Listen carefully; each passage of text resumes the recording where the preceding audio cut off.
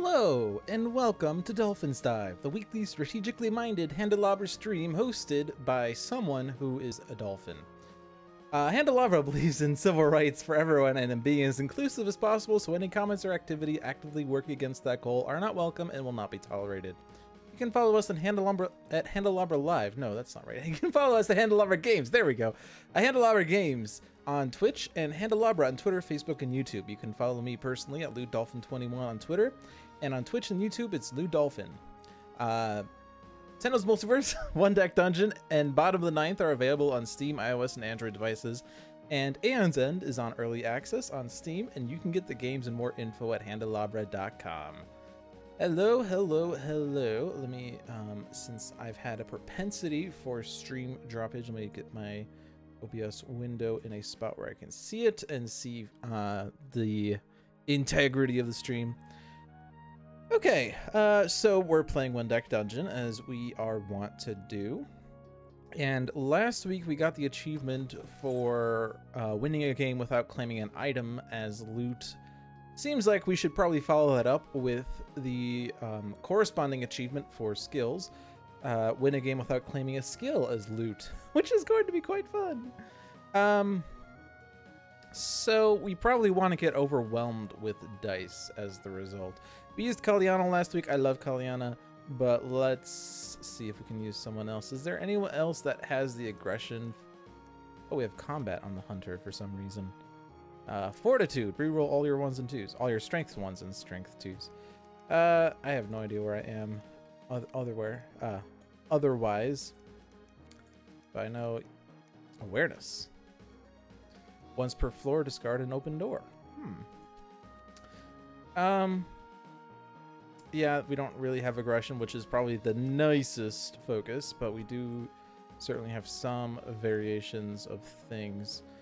I don't know if I want to just do like Hunter and Archer so we get complete. Yeah, let's do that actually. I have no idea how this will work. Let's see. I'm gonna do a 2-player game because it's been a while since I've done a 2-player game. First and foremost, but Archer has 1 strength, 2 agility, 1 mana. Hunter has 2 strength, 2 agility, 0 mana. So this is a mana weak team. Archer's skill, spend 2 time to roll 2 heroic dice and discard 1 of the 2. Opening shot, spend 1 time to place a heroic fort, ignoring shield icons. Flank, spend an agility die, your partner increases a die by 2. Combined shot, increase 1 of your partner's strength dice by 1. And under the awareness focus, once per floor, discard an open door. Under the combat focus, reroll all your strength 1s and strength 2s. I have no idea how this is going to work out, but let's just give it a shot. We also have these basic skills, but let's figure out what we're going to do. So we're not going to get any skill as loot. We're going to be very loaded with dice.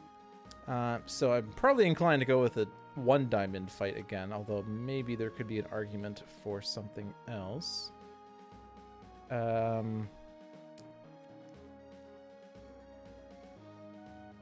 I don't know though. Like, I guess we want to like play towards bosses as we generally like to do, because the issue is we're not going to get consistent 6s. We're never going to be able to get 6s consistently. So the Phoenix is probably like the best shot because there's fewest 6s. But the problem with the Phoenix is if I don't cover the 6, I do no damage to the Phoenix that round.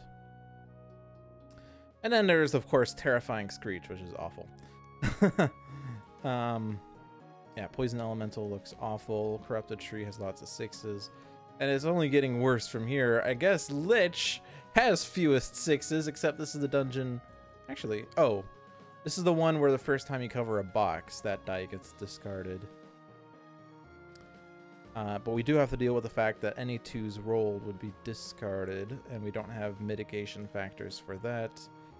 Minotaur has lots of 5s and 6s there. Fire Giant has 5s and 6s, plus this is the one where you lose a lot of dice. So it kind of looks like my first, no, sorry, not the first. The Phoenix was the second, but Because, like, Mud Golem and Dragon are fun fights, except there are 6s over here. And we want to try to avoid 6s, I'd say. Like, if these were 5s, that doubles the chances of being able to cover them. So we'll go with the Phoenix, then. So we can't place heroic dice on armor boxes starting on floor 2. And on floor 3, all 3s rolled are immediately discarded. Which is certainly going to be problematic when there's 3s on this card, so that's something we have to worry about.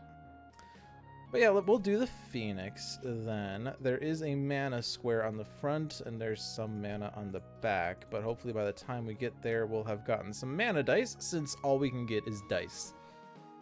Or items, technically. But yeah, so we have 3 strength, 4 agility, and 1 mana. So, agility dice, maybe? Or agility basic skills? Bearing in mind that Hunter's skill is an agility skill. Maybe Hunter wants a strength. And we haven't used True Strike in a while, so let's use True Strike. Archer probably does want to stick with an agility, and the options are increasing a die by this die's value, or re-rolling, which I keep passing over it. Increase another of your dice by this die's value. We're gonna stick with Novice because that's the easiest way to get achievements, and I'm not really gonna go the super hardcore route. So the Phoenix's Den is a bonus deck, right? Yeah, so, or a bonus dungeon. So you can actually use any deck, standard, forest, or hybrid. The question is, do you want to deal with poison in addition to everything? I also have these potions. Let's just go with the basic aid. I don't remember if we did we do the golem or the dragon last time? I think we did the golem because we discarded a bunch of dice. So that was a forest dungeon. Let's do a standard dungeon, so no poison to worry about. I don't really know how well poison effects work in these bonus decks when there are no effects on the base card or the boss that deal with poison. Since, you know, when there's extra icons dealing with poison and extra rules on the boss for dealing with poison, I think that makes it more interesting, but we'll do standard. So Phoenix's Den with Archer and Hunter. Let's go. And we cannot claim skills. So we can discard an open door once per floor if we need to get rid of an encounter we don't want to deal with. And we can re-roll the Hunter's 1s and 2s. Strengths 1s and strengths 2s. Hey, Sparky. How are you doing? We can have 1 extra item because skills don't exist. And yeah, these things. All right, so let's start exploring. All right. Bear in mind, we can't have any skills ever. Do we want to do this? Well, we do have the extra heroic die. If any armor boxes are empty, discard this instead of looting. This does give me a mana die, so I want to go for it. Looks like a bow duo. Bow.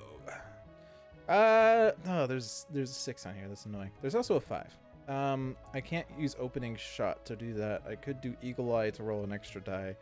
We do have 3 strength dice, 4 agility, 1 mana, 1 heroic. Flank would help though, and precision would help. And combined shot would help. So I kind of want to skip the heroic feat. Like, spending 2 time to roll 2 heroics, keeping 1, and then if I place it on that 4, it's a waste. Spending time to place a 4, I mean, there are arguments for that. Like, I could place it on the mana square since we are short on mana, and that's probably actually what I want to do. Since I have to cover all the armor squares, I'm going to skip that feat, though. And then which one wants to do this? Let's give it to the archer, because it could be flanked or precisioned. What are those? Patrick Sip and Garsip. Lots of sipping going on there. What was that? Capri Sun and Dr. Pepper. All right, so it looks like the agility, other than the fact that we can't use precision, we do have enough armor for the agility. The strength is crap, but flank would give me a 6. I do have a heroic 5 that could go there. We do have a strength 3. We do have a strength 4. So, oh, but I have to cover that 3 too. Well, we do have that true strike that would help. So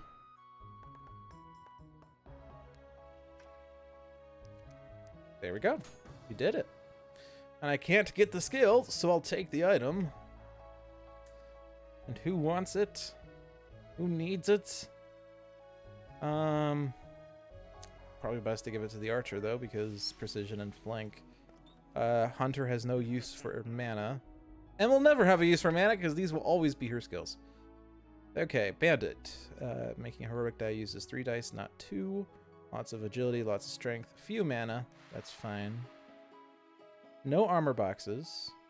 Current consequences are 5 damage and 6 time. Let's skip that. I think all the dice will always go to the hunter because they can be increased. Or sorry, the archer, not the hunter. Unless I already said that. Unless I did say the archer. I don't know what I said. They both sound the same. That's the problem. All right, we need to have 2 strength 5s. Oh yeah, combined shot can increase a die. So there we go. There's one. So I would like to have a die for true strike maybe someday. So we have something for the mana, and then there's a rogue 6. We have something for the 3. We don't have a 5 anywhere just yet. We have a 3. We have a 4. We have enough to cover the 8. Now the question is, how do I get that 5 covered?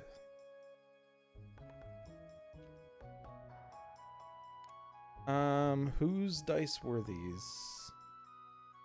If I do this and hit undo, it will show me. All right, one of those were the hunters. The problem is we don't have an agility die for the hunter. Or sorry, one of those was the top one. And since they're both green, it's not helping. All right, the archer has a die that can be increased by 2 with flank. I already used a +1 to get that 5. Problem is that we don't have an agility left on the hunter, because that was druids. That was hunters, but that's really good.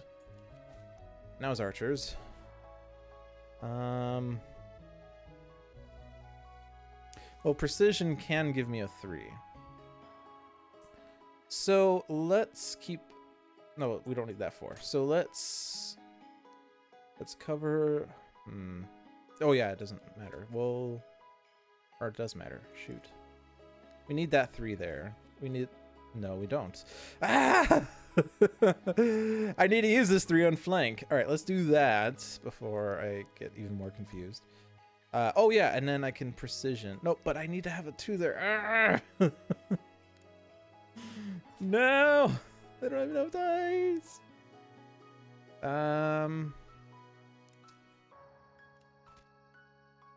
Let's undo. Let's go back to the very beginning. So this was where we started. All right. I mean, we could convert this to a heroic 5. We'd lose the mana die, but we could put a 4 there. I don't remember where I put that. Otherwise, I think I put it here on that agility 4, which isn't really that good. But we like, so if I do this route, which I'm not sure, or no, sorry, I keep forgetting. Bandit. Heroic die costs 3 dice. Okay, that's out. That's out. Yeah, going for dice exchanges aren't going to be too good. We don't have rerolls because all of these were 4s. True Strike would change a strength die into any other color. The problem with that is it doesn't help me get 5s.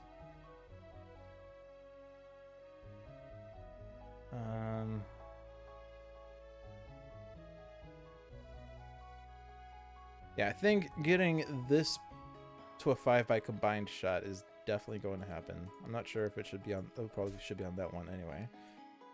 Certainly covering that 5 is a priority. Like, the consequence that's of minimal effect is this one time, so not covering that agility 4 is fine.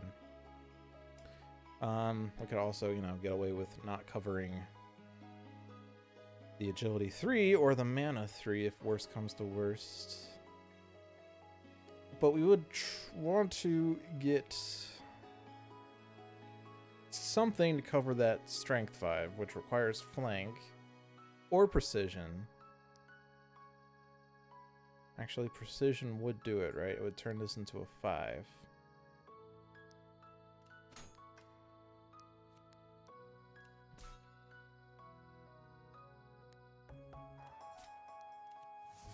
Oh. Someone was yelling at their monitor that I could have done this, I'm sure. See, the reason it didn't work previously was that I had used... I'd used flank to get that strength up, but I didn't use precision. But precision was better there. Okay. Let's give that to Archer because precision. I guess flank, but higher chances of rolling higher numbers for precision is better, I think. Or not necessarily higher numbers. Alright, we have a potion. We can claim potions. Invisibility is a nice potion. Lots of mana here. Whatever. Let's opening shot one of those mana squares. I'm going to skip the rest.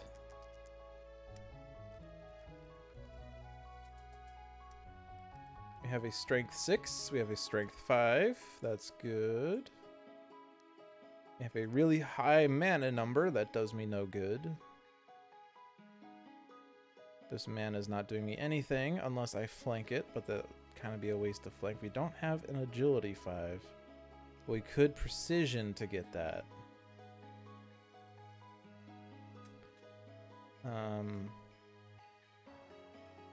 Yeah, and then the remaining squares should be covered, actually. Yeah.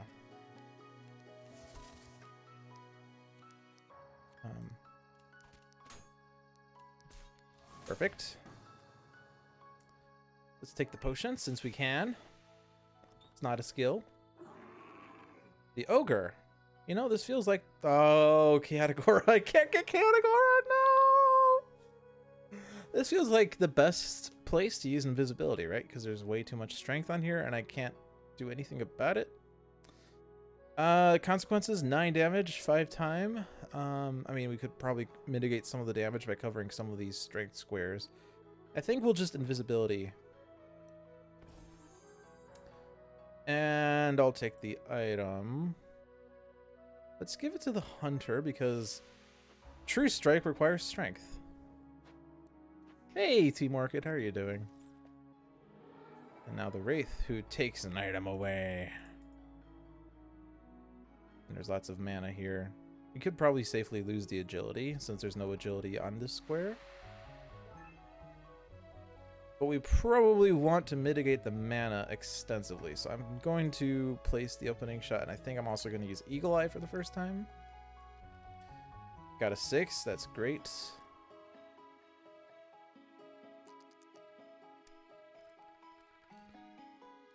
Also rolled a mana 6. And an agility 6. And a strength 6. And they say you can't roll 6s in this game. We could increase my one of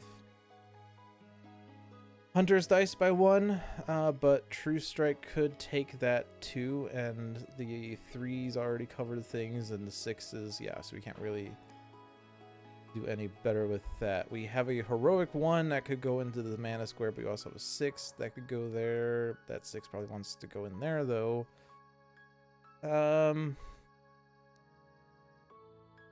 That heroic could go there, but it would also lose us the 6. What achievement are we going for this time? We're going for the achievement for winning a game without claiming a skill as loot. Encounter of last week where we won a game without claiming an item as loot. So we'll have lots of dice, but no skills to help us out. And so we've already lost a really great skill that I would love to have, but I had to skip it. All right, so what can I do? I could Fortitude, and maybe this will be a better. Maybe I'll do that. Let's see. We get a 6. Perfect. That does change things. So all the strength is covered.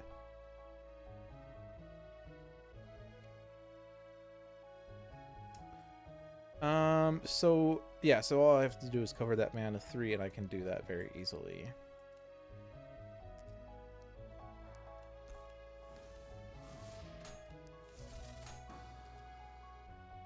So I was looking through my achievement list, and I was a little confused because I apparently did not get the achievement for beating a gauntlet run on Fearless, but I thought I did when I did the gauntlet run in 5 rounds thing. So I'm not sure if I actually didn't get it or if it glitched and I didn't get it when I got it. So I might have to do a gauntlet run again. And I didn't get the one for beating a game only claiming automatic skills as loot.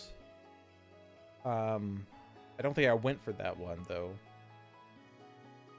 But there are some achievements I can still get that aren't the lose a game by X effect achievements.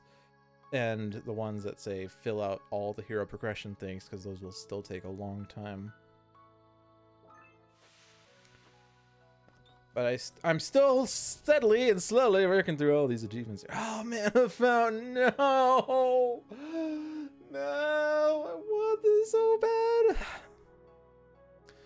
Oh man, look at all this mana too.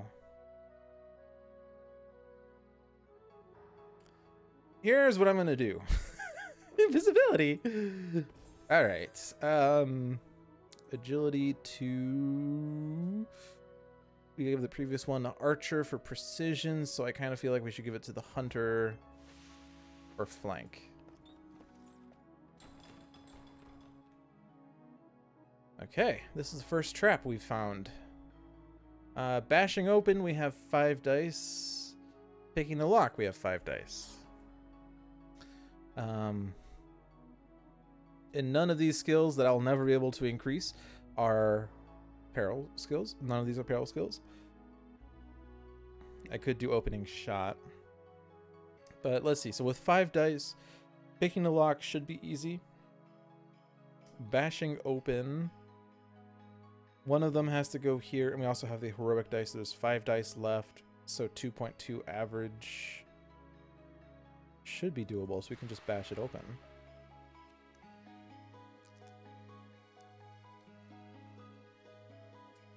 We got the 3, so now I just have to roll 7 or 8 with the Hunter. I don't know, is that an 8? Alright, Hunter's at the item limit, so Archer will take this die. There's not really a need to get experience right now because going from level 2 to level 3 only gives me more items. I might as well just take the items. Heroism, alright, that's a good one. Remember I said there was no way I can get 6 dice consistently? I think I lied. Spend time for each skill use. What skills? Yeah, we have skills though. But what skills? Alright, we do have more mana now. That's good. I'm gonna go ahead and enter.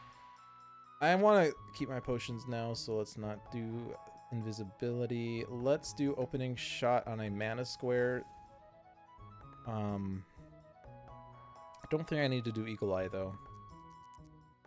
I'm really wary of Eagle Eye because it's 2 time. Something to be said about 2 time versus 1 time for each skill. Would using Eagle Eye make it more likely for me not to use 2 skills in this fight? And I don't really have an answer to that. Alright, we have good mana numbers. We can cover all the mana. Want to avoid using skills if possible, unless we need to. And actually, we don't need to, so that's good. Alright. Hunter is at their item limit, but heroism is a potion, so we'll take heroism. Alright, now we're at the end of the floor. You might notice, by the way, that neither of our heroes have the healing focus. If you just tuned in, we talked about this before the game. I actually have only 2 heroes that have a focus that isn't just the healing focus, and so I decided to go with these skills, or these focuses, to just change things up. Ice Elemental before the encounter, spend 3 time, which means automatic damage. Plus, there are 4 mana squares and no agility squares.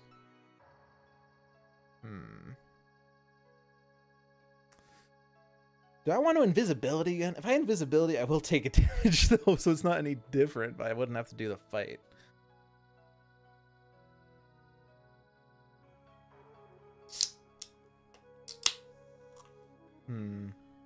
I mean, we do have, what, 3 mana plus the heroic.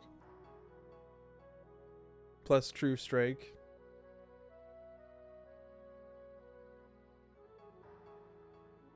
Oh. Apparently, Handelabra is streaming.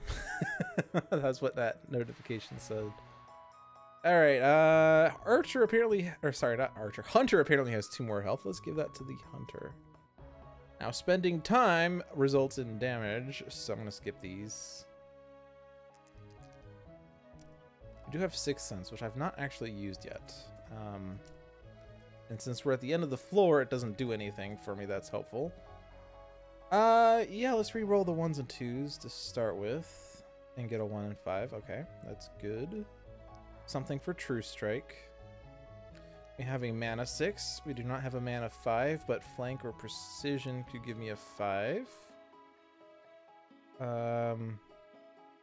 I would probably need to use Precision to get that 3. And True Strike would give me that 4. And then we have a 3 there. And then a 3 there and then an 11 there. So we can do this.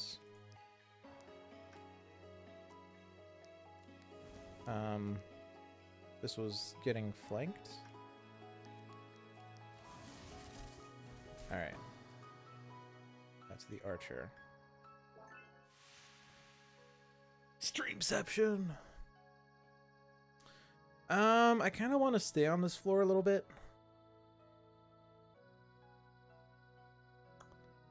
I think it's worth the 1 damage. It's early. And I want to get more experience. So my general rule of thumb is to level up once per floor, but that's on a Fearless game where you start at level 1. So technically I'm already ahead because I'm at level 2, but I want to stay on this floor. I'm not too scared. Is it the next floor? Oh no, not okay. Floor 3 is when things start kicking out, but floor 2 heroic dice cannot be placed on armor boxes. That's not particularly problematic. Let's spread the damage. I don't know if there's rhyme or reason to do it. They're both effectively at 5 HP before I do that. Hunter's now at 4 HP. Boulder. Well, this is an easy decision. We'll run past it.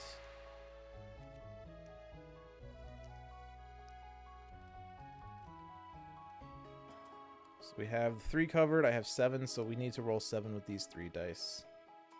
We barely did it.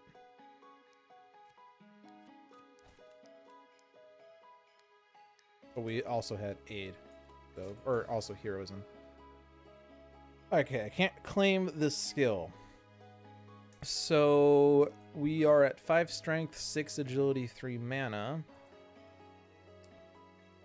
I could claim the item and replace this 3 as loot. I could take the experience, but that would put me at 7, which is a really odd number. I could replace a mana die and get 2 experience, but then we lose mana. I think I'm going to replace the strength with 3 experience. And since I just got an additional HP, I'm going to stay on this floor. Because if I cannot spend any time, I can open up 2 more doors. Alright, dodge them we will do.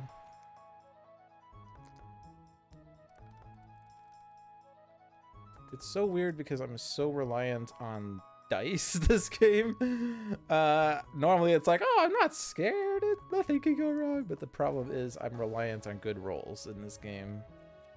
I mean, I have some mitigation with my potions, but I have to be more careful with potions than I usually am. All right, we can get a mana die. Mana we do need. We need a mana 6 and stuff. So I do need to focus a little bit on all. I think basically, I mean, the strength is the least of the problems, I guess. So I don't need as much strength in the end. Although on the main dungeon, I do need lots of strength, so I don't know.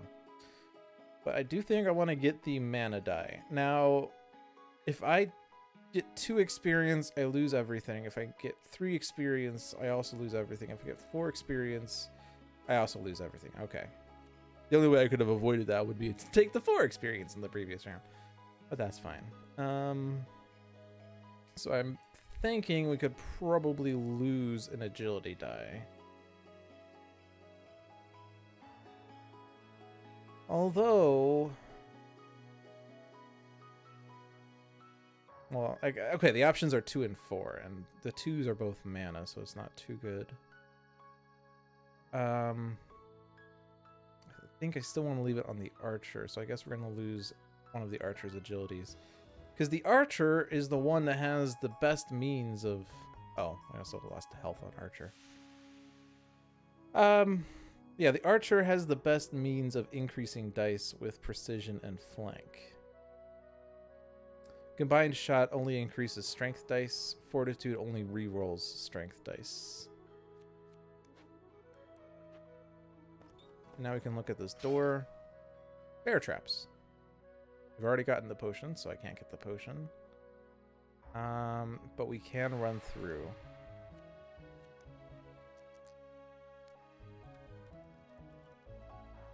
All right, we have the 3 and we have 8, so I just need I need to roll a 3 with these 3 dice. Can I do it? Oh no, I failed!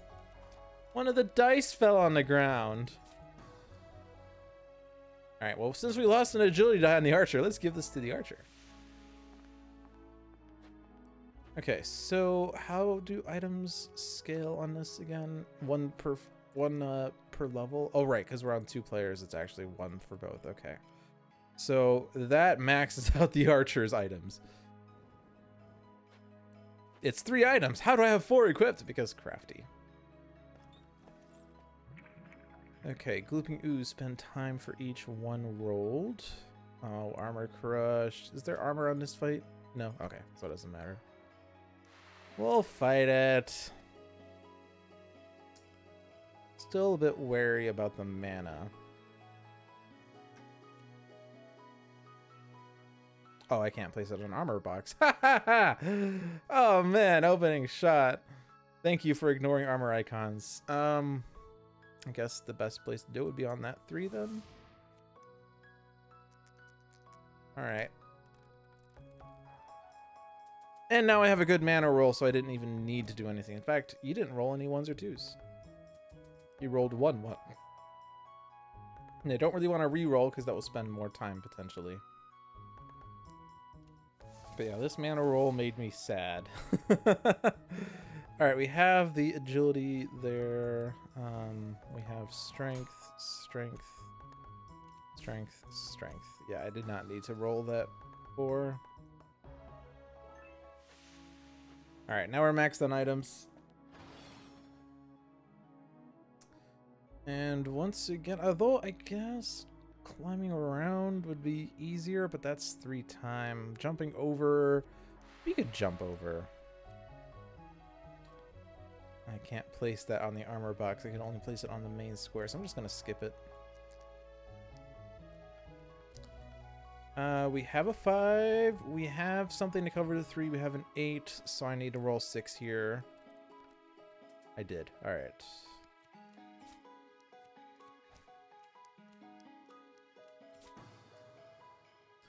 Both heroes are at their item limit. So we have 5 mana, 6 agility, 5 strength. And agility is 1 to watch out for, but we have a slightly higher mana concern. Slightly higher. A smidge, just a little bit. But I guess that's mitigated with flank and precision. So do I want to get the mana die and replace an agility with it? Do I want to get a mana die and replace a strength with it? I don't think so. But the agility, you either lose an HP or we take fewer experience. I think I'm just gonna take the experience. So we're gonna level up pretty quickly because we're already maxed on items. So I kind of really just want to look for potions, basically. That's what I'm looking for. Speaking of potions, you can destroy it.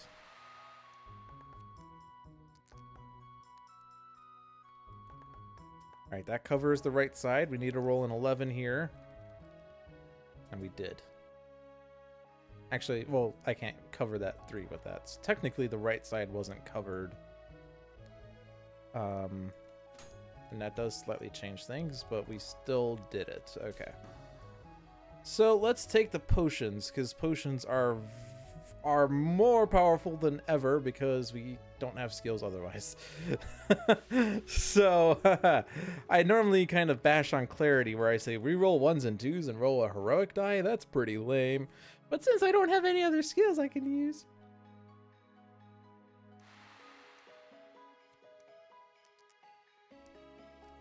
I feel like there's been a pattern here where I'm taking the bottom option, the agility option, because I don't want to spend time. Although I could spend time.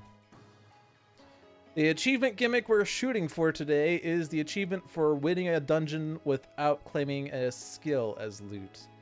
So everything we have are the hero skill, basic skills, and then the focus skills. So I can't take Flame Weave, not that I would want it. So I think I don't want that agility die because we already have too much agility. Also, hello, Neppy Cross. The Pike Rose.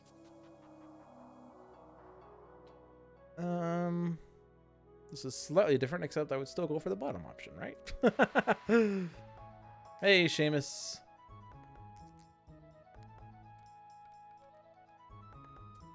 Potions are like booze you drink before for courage or drink after to dull the pain.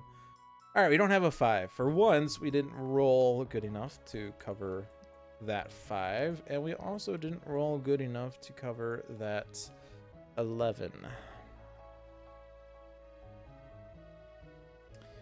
And getting 2 6s would fix this, and currently we're taking 4 hearts and 3 time, so I think I can't do the heroic 6 on the armor because Phoenix's Den heroic dice cannot be played on boxes with armor. So yes, let's have the hunter change those 1s to 6s, and then we could do this.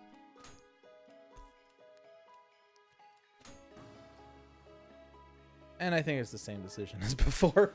Just take the experience because the item's not it. Actually, I guess it is too late to do it since I opened it. I could have gotten more experience, but I'm not really worried about experience. Again, a trap where the item is agility. Oh, man. Agility is nice for precision and flank, but agility... I guess I do want agility for Phoenix. It's strength that is sort of important, but mitigated by the increases, so I don't know. I don't really know what numbers of dice I want anywhere. 1 more strength die for True Strike maybe, but True Strike doesn't really help, although True Strike with Combined Shot would guarantee a 5. I don't know.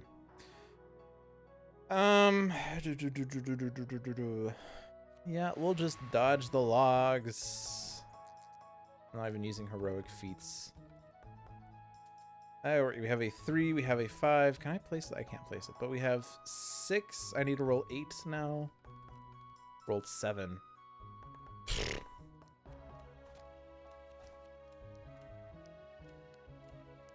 Now, the consequence for not covering that 5 is 1 heart in 1 time, and I think we could just do that because I gotta save my potions.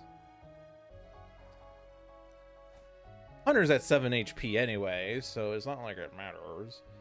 Alright, let's level up. And now I healed the hunter. Woohoo! Alright, we have an extra potion token.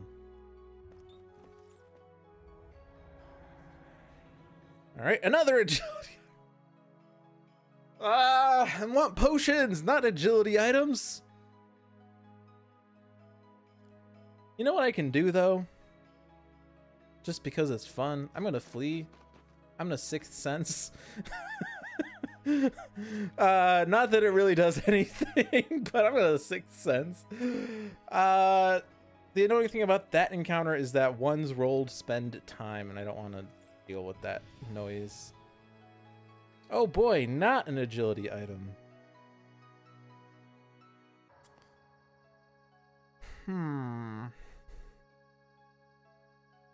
I have more agility dice, and it's a lower number, but it will cost me 1 damage. And it gives me a mana item, and I have leveled up, so I can take the item. And mana is tied with strength, with the lowest, 5, 5, 6. So I do want to have another mana die, I guess.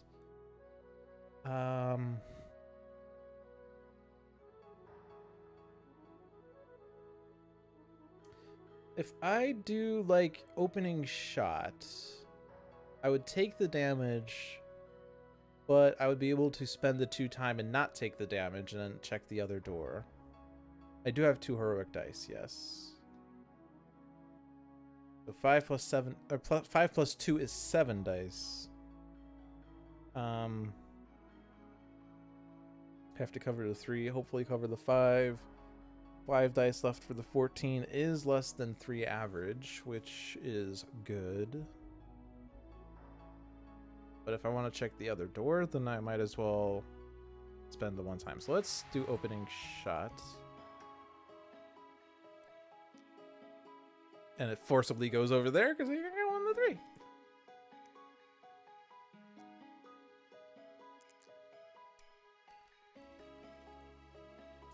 Got a 5. I think we had everything covered already. Oh, maybe not so much. Or maybe so much. Fair enough. All right, let's take that. I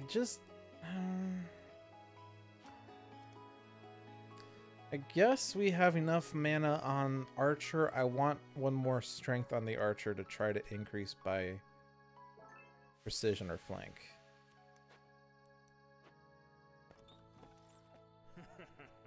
And then the bandits return. And it's not a strength die, but we can do this. This doesn't look hard at all.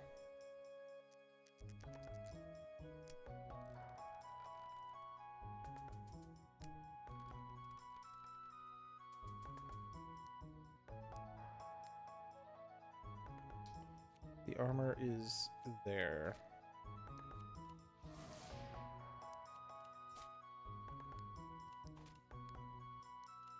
Now, the next floor is when things get fun. We're going to discard all those 3s.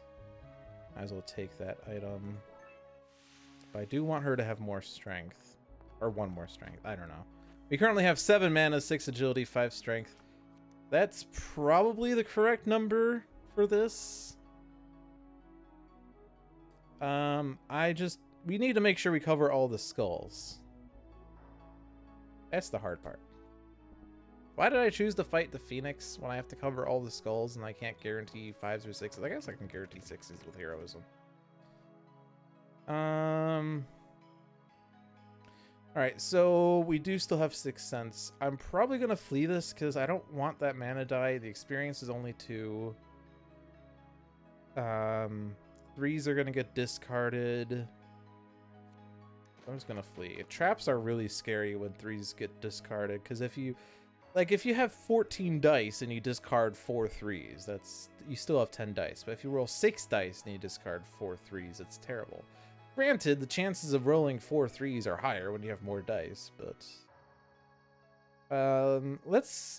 we don't need to use this until we explore, so let's just check the other doors. I guess there are fights that power up based on numbers of open doors. It gives you a guaranteed skull cover for the boss. What do you mean? Oh, Crushing Blow? I can't get it. It's a skill. I'm going for the achievement for not getting skills. Otherwise, I would go for it and I'd get the skill. I'm dropping frames, but we seem to be back. That was a brief hiccup, it seems. 283 frames. All right. This is a potion. I like potions because I can use them. So let's run through and opening shots. Oh, 5 and 6. But using Eagle Eye to try to cover one of those is a waste when you spend 2 time to do it. And at best, you can not cover the 6 and spend 2 time.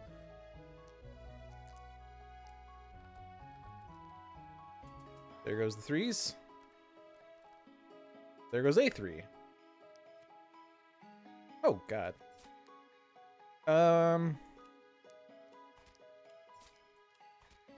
So I can't move that 6.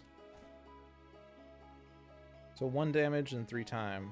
I'm not really worried about the time though. We're getting frosting on the cake. We can face the boss. We could do slightly better if we had better potions, but we already have heroism, which is the main thing that helps the most. I can't get better skills. The only improvement on items is a strength on Hunter. I freaking looked at her name and I called her the Hunter. What's the Archer? Why am I having such a hard time? I keep calling them by the wrong names, even when I look at their name. Okay, because obviously covering this 5 is worse, because it's 2 extra damage and 1 extra time. So I think 1 damage and 3 time is fine. Especially because when I use potions, I heal anyway. So also when I gain a potion, I heal anyway.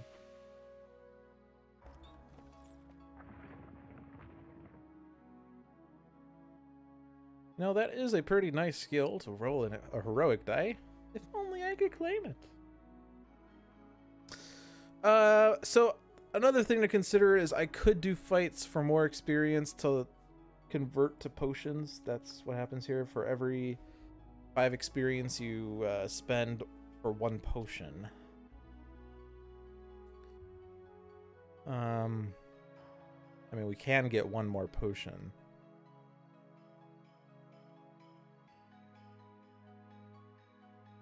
Should I or shouldn't I? I mean, it is 4 experience. I could spend 3 time to slow time and do it. 7 mana dice plus 2 heroics. 6 agility dice is slightly tougher because, yeah, we're discarding less dice. Let's just slow time. Let's do that. I'm not going to use those skills, though. The 3 is gone. The 1 and the 2s aren't good. More 1s. Oh, beautiful. I feel like this is the same situation as before. Again, 1 damage and 3 time. That's fine.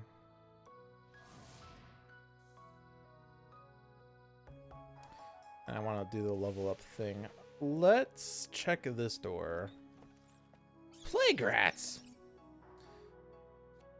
I feel like these encounters are easier. We do have another door, so I'm not going to use these skills. I hit undo.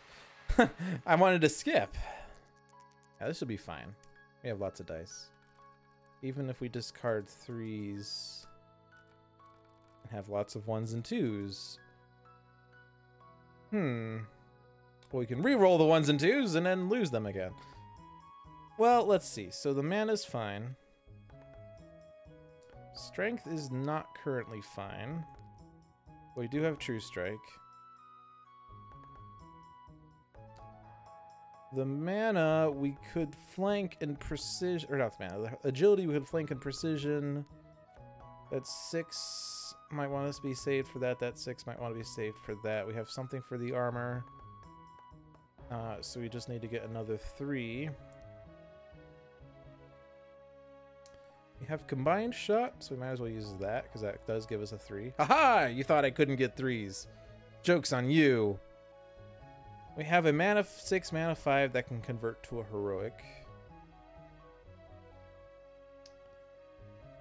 So what do we want to do then? Precision takes only 1 die, which is annoying because these are pretty low numbers. But if I do it with the heroic, I could increase the strength to a value that will help with that 4. And then that heroic, so that would give me that? Is that what I'm doing? We have a flank die, but no other things we could do it with. Oh, I guess I was going to precision with this is what I was going to do, right? Or no, oh right, I'm precisioning, but I'm... These ones aren't... Oh, these ones actually are here. Perfect.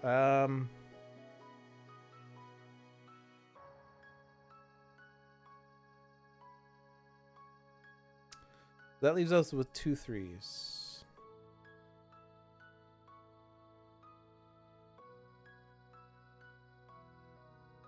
And lots of dice being spent.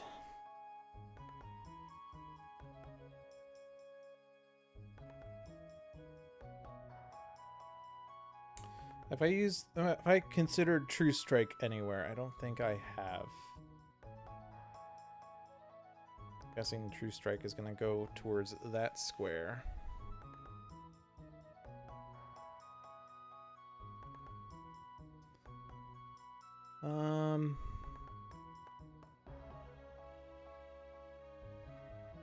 And have I considered flank yet?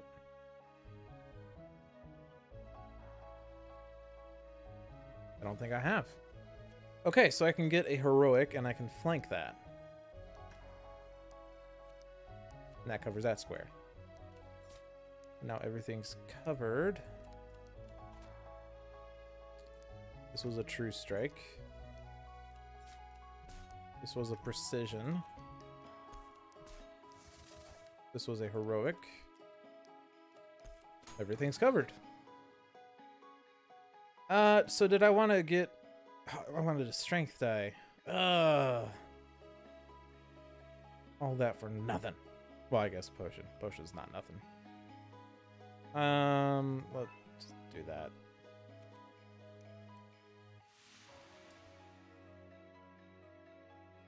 You had your time last week. Go away. So I can't level up with this. I already have 7 mana dice, so there's no point in doing that. I can't get the skill, so there's no reason to do this fight. We're descending. We have 6 potions.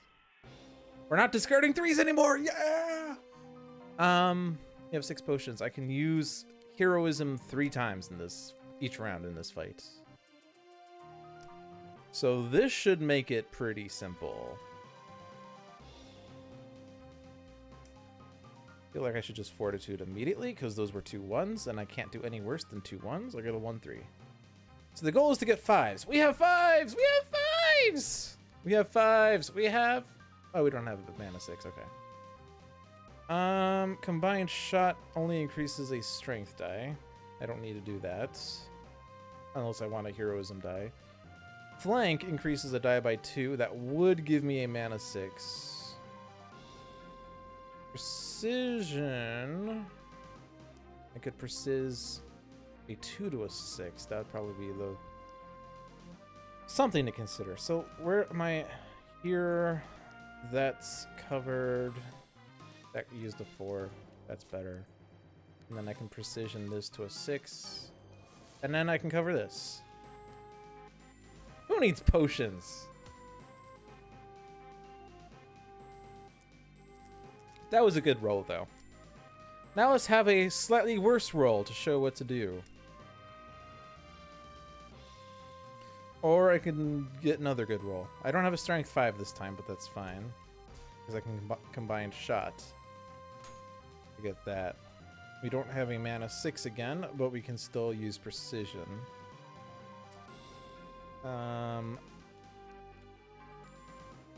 That works.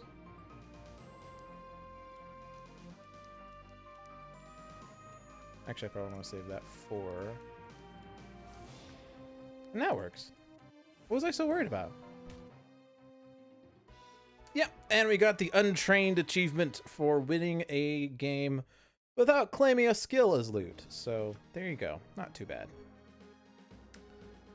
All right, so since I kind of moved this person away from healing, I'm gonna go and focus on other things. When you place an item, heal 1 damage. That's actually really nice. Since it's only 8 squares and circles I can cover, I can't cover Keen Eye. But bandages is really nice. When you place an item, heal 1 damage. That's a lot of healing. But I guess we'll throw the rest into Keen Eye. And then Hunter is under combat. We could get either planning or direct hit, but not both. Increase one of your dice by 1, gain a heroic 3, or change a strength die to an agility die of the same value. I can only get one of those 3. Direct hit does sound like the best bet there.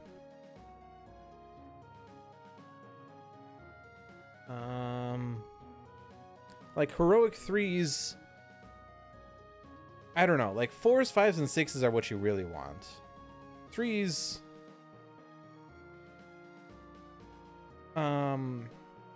like they do cover some squares as long as they're low enough. They can always go into a rectangle, but they only increase the number by 3, or give you 3 towards that number. Put them into a skill that requires a number, it's only 3 towards that. You could put it in a skill, so it's really like, this is saying you can get a 3 that you can put in a skill. So the skills become a bit freer with planning. Direct hit increases one of your dice by 1. This doubles your chances of getting a 6 when you need one, because it can turn a 5 into a 6. I shouldn't say double, because if you have like 5 dice, it's a bit more complicated than that, right? Because any number of them could be 6s or 5s. It's not just 1 out of 6. So I kind of want to go for planning, because I feel like that makes skills freer to use. Ironically, I'm talking about skills after doing a game without skills. The irony is not lost there on me. Changing a strength die to an agility die of the same value seems weird. That is very situational. I'm going to go for direct hit instead. I can't get either one, so I'll just get closer to the one that is a bit more useful. Alright, so we have successfully slain the Phoenix.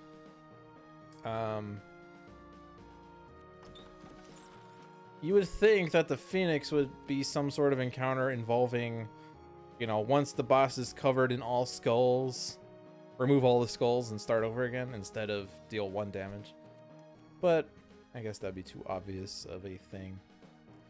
Alright, we're done with the 1-deck dungeon part of the stream. Let's move on to the Sentinels part of the stream. Sentinels of the Multiverses. Let's change the game, since I am prone to forget if I don't do that.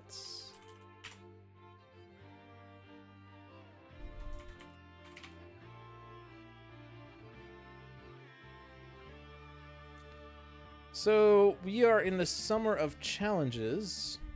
If you didn't know, we're in the Summer of Challenges. And we are in the middle of doing this in Rook City. And last week we beat Plague Rat after failing tremendously the previous week. And we beat Base Spite. So there's Spite Agent of Gloom, which is essentially a 2-part fight where you beat Spite Agent of Gloom and then follow it up with Skinwalker Gloomweaver. There's the Matriarch, where domain cards are indestructible. And there's the Chairman, where the Chairman and the Operative each regain H HP. So, how about we do Viewer's Choice?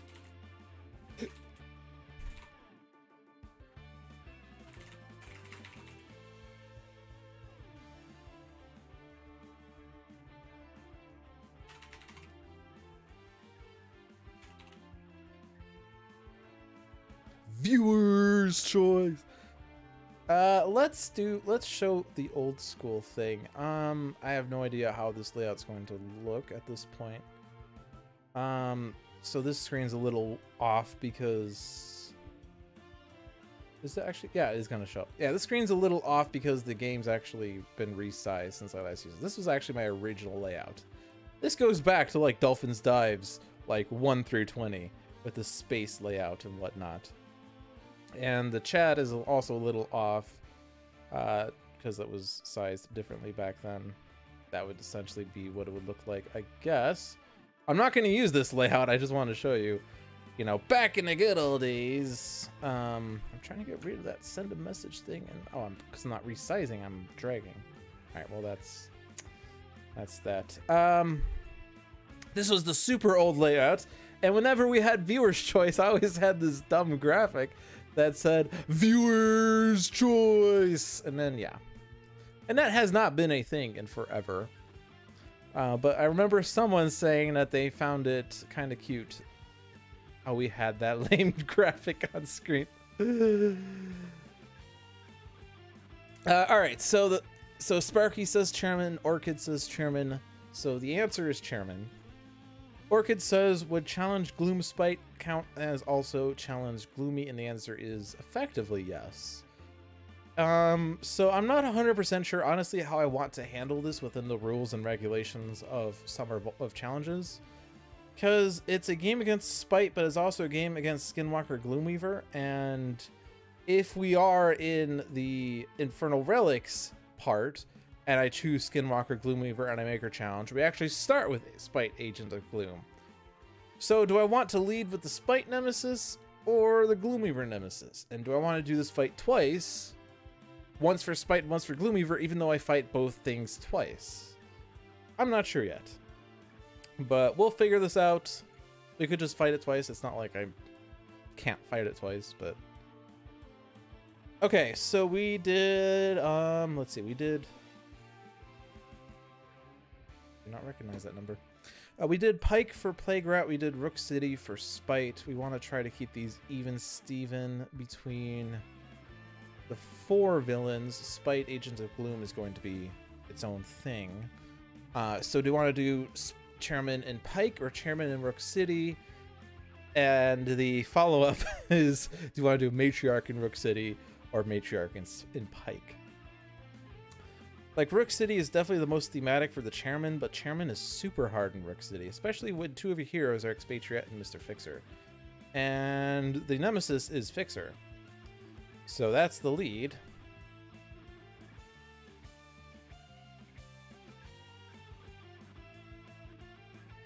That is a typo. Oh, we got 2 votes for Pike. All right. I guess we'll viewer's choice this. So Pike there, and we'll make that challenge. Now the problem is we need a 3rd hero, and we've exhausted all of the heroes within this deck.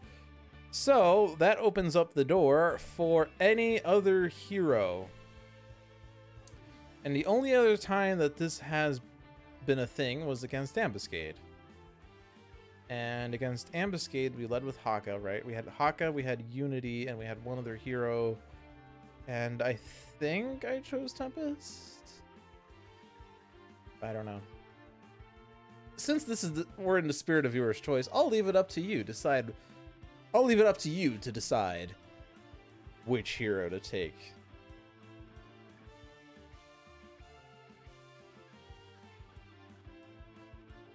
I will say probably the most thematic one would be Wraith. Did I not click base? I also just did that button, which is wrong. Yeah, I didn't do base. The most thematic would probably be Wraith. Because, like, Price of Freedom Wraith is the version that killed the chairman or the operative or something. I don't know.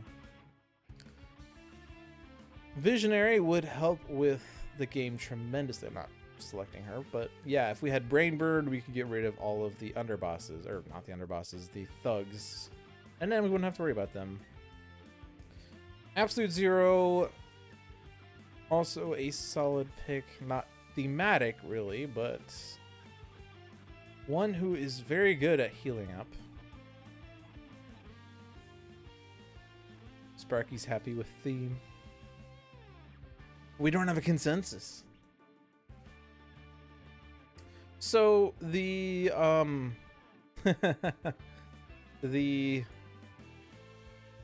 this is not in the right environment, but this was the super ultimate challenge time, right? It was Dark Watch Fixer, Dark Watch Expat, Dark Watch Night Mist, except I think it was Expat Lead. We're not doing that.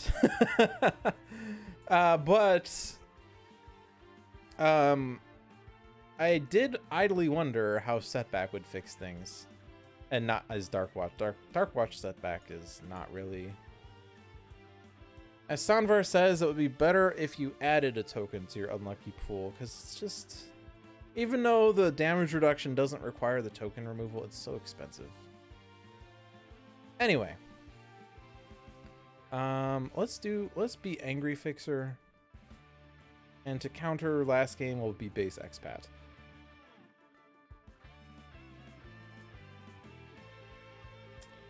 Orchid likes Akash.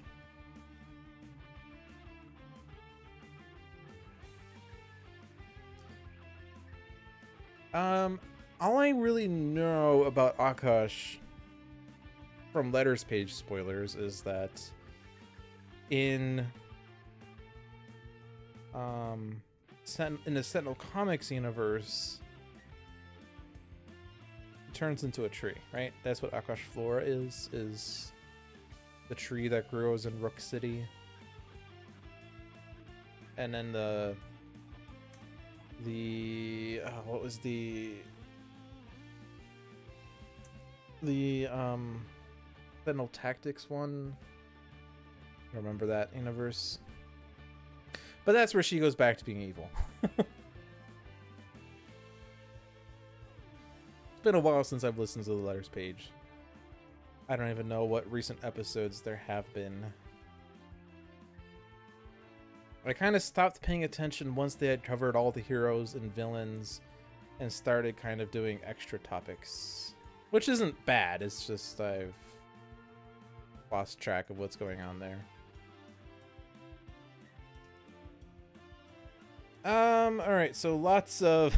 This would be nice, this would be nice, this would be nice. Let's take this outside of your hands now. Let's take this to random.org. And actually, I have no idea. Let's see, is that screwing things up yet? No, it's not. All right.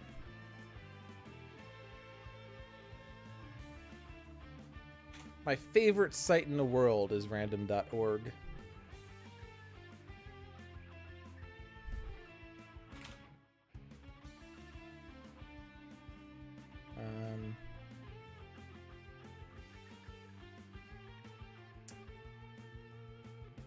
Let's see if I can make this look a little better, I guess. Yeah. Anyway. What do I want?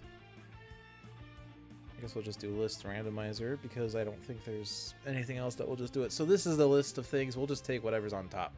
And the choices we've gotten were Visionary, Absolute Zero, and Akash Triya,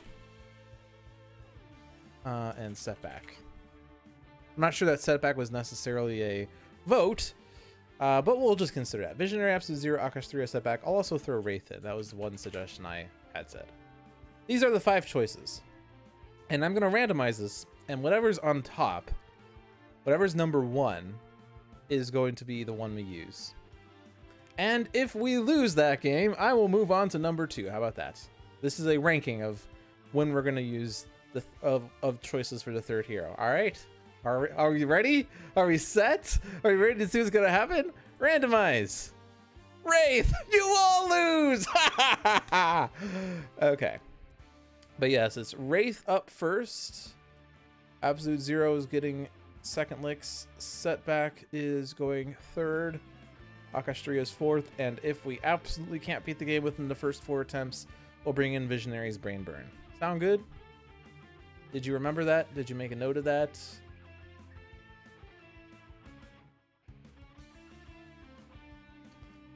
Okay, and let me reset this there. Okay, so the winner was Visionary. So, no, the winner was Wraith. Wraith is there. And let's do base Wraith. I mean, I guess, no. Okay, since we're talking theme, let's be theme. Price of Freedom Wraith. Darkwatch Fixer, Expatriette in Wraith Price of Freedom versus Challenge Chairman in Pike Industrial.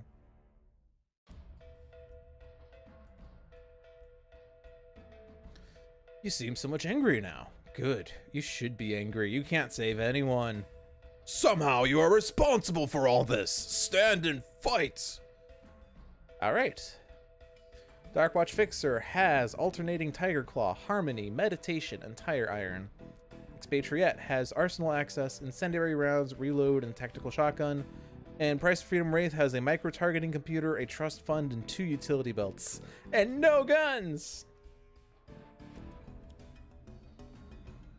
And then we have damage. Both of these guys are Fixer nemesis. So let's try to just do the least damage to Fixer. And then damage. Or, sorry, not damage. And then card play, and we get the Broker. Woo! The Broker! Alright, so if I play a card, Informant plays a card. And sometimes it could be worth considering playing cards to try to get the prison breaks out ASAP. Which isn't really a terrible idea, I think, right now. Like, this is the first underboss. So if we destroy the Broker and later on the Chairman plays Prison Break, we're definitely getting the Broker back.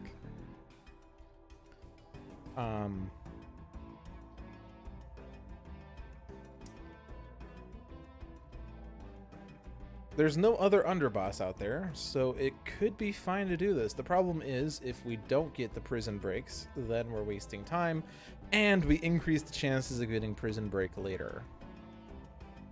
But I kind of want to take that risk.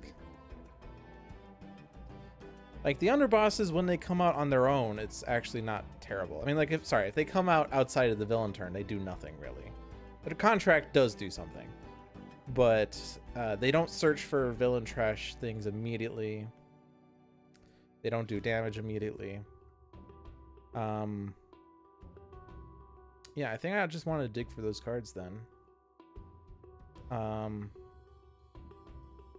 So I'm gonna play a card to set up Fixer.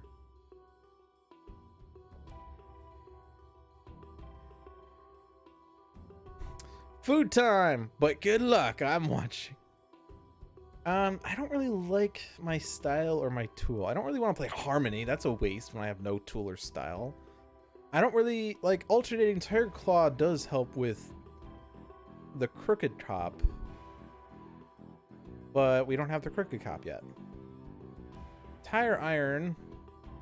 I could play that and immediately destroy the Broker. But if I play a Prison Break like I'm hoping to, then it doesn't really do me any good. So I kind of want to meditate instead. And then if I meditate, what style would I want? The redirect style? Not too likely for 2 or less damage to hit Fixer in this fight. Grease Monkey Fist for extra damage. That's not terrible. Riveting Crane. Another irreducible style, and a very nice one. I really like Riveting Crane, but it also relies on the Crooked Cop or on the Biomimetic Vat. Biomimetic Vat. Biomemes! Biomemes! I'm gonna start calling that Biomemes. So yeah, we'll meditate. That will play a card. Perfect Human Specimens isn't what I wanted though. This isn't going to count as a card play though. But yeah, I'll do Driving Mantis. I'll keep it in play. Maybe we'll be able to redirect something someday. Now, Expat can actually play 2 cards. Oh, so Tactical Shotgun plays Undivided Attention, so that is not Prison Break. Well, let's hit Fixer the least. And let's play Arsenal Access. There's a Prison Break. We got one down. Submachine gun. I want more guns before ammo. I draw the hollow points anyway. Nice. Okay, if we had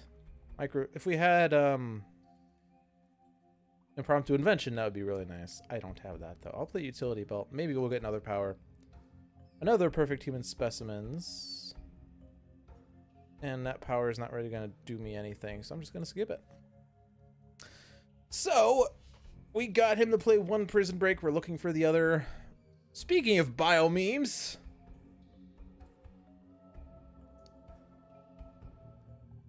That's actually really nice with Driving Mantis. There's the other prison break. We have a game. We have a game. All right, prison breaks are gone. This game's significantly easier.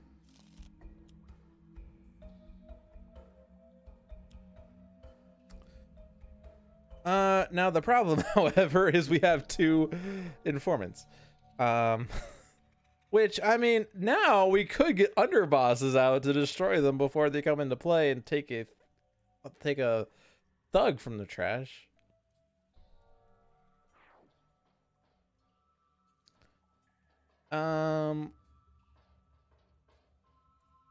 So we have a -1, right? I can overdrive and take out both informants, but I would lose 2 extra cards.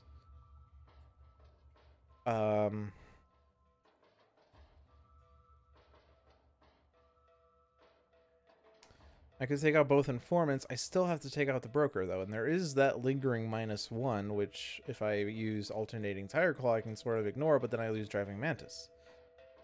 If I play Tire Iron, I have something that I can destroy, but then there's 2 card plays.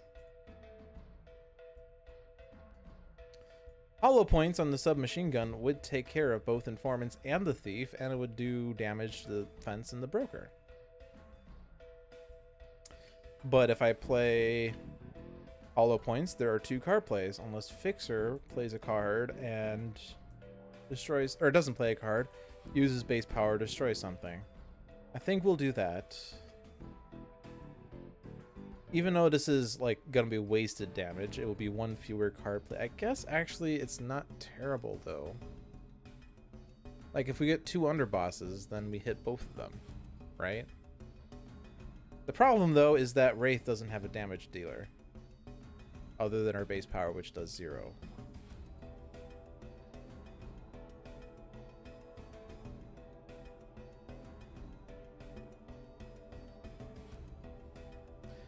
Getting the muscle out and not getting rid of him will involve a round of 2 damage across the board. Getting the contract out and not dealing with him involves having a +1 damage to hero target, so I don't really want those effects. Now imagine that Rook City is Mine gets played, and then we get a Bat Explosion. That would actually be really funny, because it would take out the informants. And there's like, you know, a 1/3, actually more than a 1/3, right? Because there's 2 out of 6 cards. Oh boy, math time! What's the probability that 1 Rook City gets played if I play a card? Actually, if I play a card with Fixer and I don't take out an informant, and then I play a card with... Ooh. Alright, I'm changing my mind 15 times over, but I am going to play a card after all. Oh, we get the contract, and we get the muscle. Well, okay, we got both of the underbosses that I didn't want, but they were always going to come out anyway. Let's... I mean, okay, Operative will retaliate once damage is dealt, right? So... or once something gets destroyed. Let's hit the broker in hopes that that we can somehow deal with her. Oh, there's Greasecon. That would have been nice. All right. Arsenal access. Well, hollow points on the machine gun, and that plays a Rook City is Mine, which gives us an experimental mutagen and an irradiated cyclohexene vat. And an undivided attention, which isn't really too good, but that does increase this damage. Not enough to take out the contract, but enough to take out the broker. An order doesn't matter.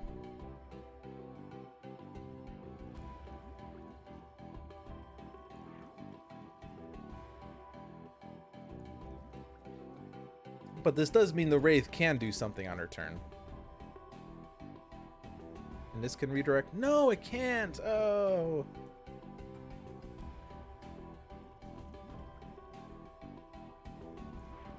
Folly.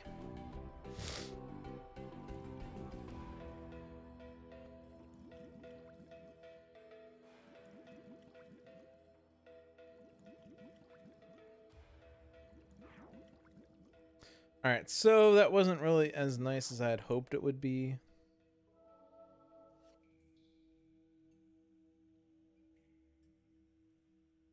So I can play cards now.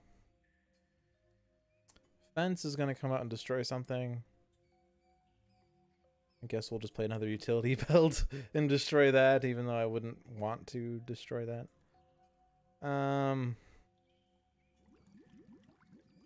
The muscle, other than his start of turn damage, like the thug corresponding to him isn't that bad, so whatever. Escaped Lab Rat. That's actually good, except that healing would have... Without the healing, the fence would have been destroyed. With the healing, the fence isn't getting destroyed, so... Womp, womp. There's only one underboss in the trash. Ah, bollocks. Contract and Irradiated Cyclohexene Vet is undoing everything that would allow for a redirect. Alright, the deputy play means we don't get the extra card play. Oh, but there's this. Oh, right. That's coming from the trash. Right, okay. Right. And the hired gun I also can't redirect. We have to destroy something here, so take the utility belt. And that's, yeah. Alright, so that's super hurty. I'm not really happy with that. I kind of played myself there trying to do something silly like that. That's my fault. I could grease gun. The problem is most of my damage... Oh, actually it's coming from Expatriette. And Expatriette could take out the contract, and then the fence, thief, hired gun. The crooked cop is in the way, but 1 + 2 is 3, +1 is 4, -1 is 3, -1 is 2. We would still take out the contract.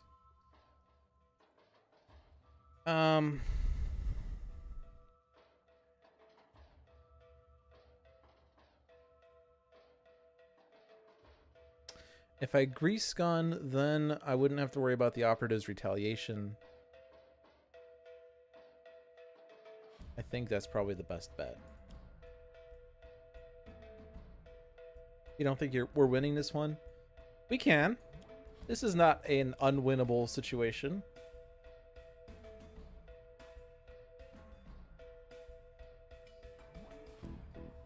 Start with... Well, actually, it doesn't matter because everyone's immune. Or, sorry. Non-hero targets cannot deal damage, so that's fine. The rest of this isn't going to matter. In fact, none of it mattered, but... So even though non-hero targets cannot deal damage... I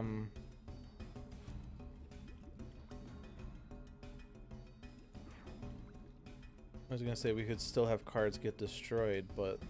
That underboss is gone, and that thug is gone. We know exactly what their next card play is. They're playing Rook City as mine. I'm gonna trust fund at this time. Because I really want something better for Wraith. Infrared eyepiece. That's decent. Infrared eyepiece number 2 is decent. Impromptu invention is excellent. A grappling hook, not as needed in this game. They could destroy the worst environment card though, so I'll keep that. We'll lose a trust fund and an infrared, I think. So this is going to be 1, and that's 0. That's 0. That's 0. So the only options that make sense are Quick Cop and Enforcers. Or hit Fixer and redirect to Crooked Cop. Actually, I like that plan better, because Enforcers doesn't do anything.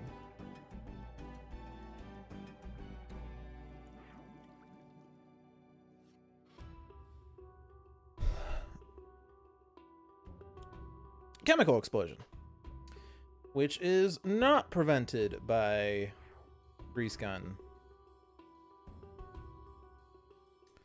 And not redirected by Mr. Fixer.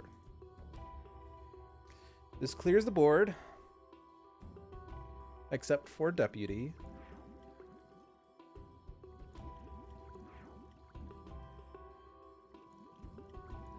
So this is super hurty, but I think we want to get the operative down. Biomemes. Super cool Trisolvent.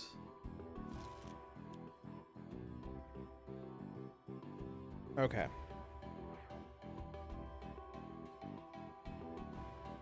Now, the problem with getting the operative down is I can't do it. But if we can get the operative down, we're not going to see underbosses anymore. But the problem is we don't have enough turns to do that. Hitting the chairman results in a retaliation. Destroying things results in a retaliation, but we're going to have to do that. The retaliation, however, can direct to Fixer, because the Nemesis, actually even with the Nemesis, it'd be enough to redirect, and it can hit the chairman, and the chairman will retaliate, so that will be funny. On the other hand, the -1 from Crooked Cop destroys that, so it's not as nice. So I definitely want to keep driving Mantis because it's duh. If I overdrive, I can kill the Crooked Cop, but I have to destroy something. I guess I would destroy Tactical Shotgun. As nice as Tactical Shotgun is, although I guess the chairman would react. Oh, but with Biomemes, it actually wouldn't hit. But because of Biomemes, I also can't take out the Deputy with that. And I also can't take out the Crooked Cop. Oh, Biomemes. Killing everything.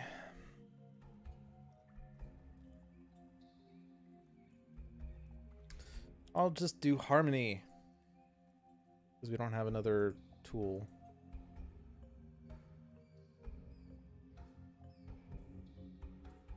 If I quick draw, I could take out the Deputy, though. The problem is that if I take out the Deputy, Operative can bring it back. If I take out Crooked Cop gets shuffled into the deck, Operative can't get it, and Deputy can't search for it.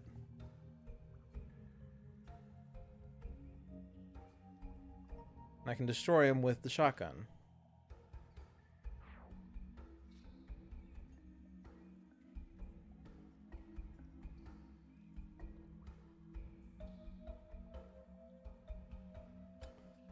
Your trigger reflexes isn't going to do anything.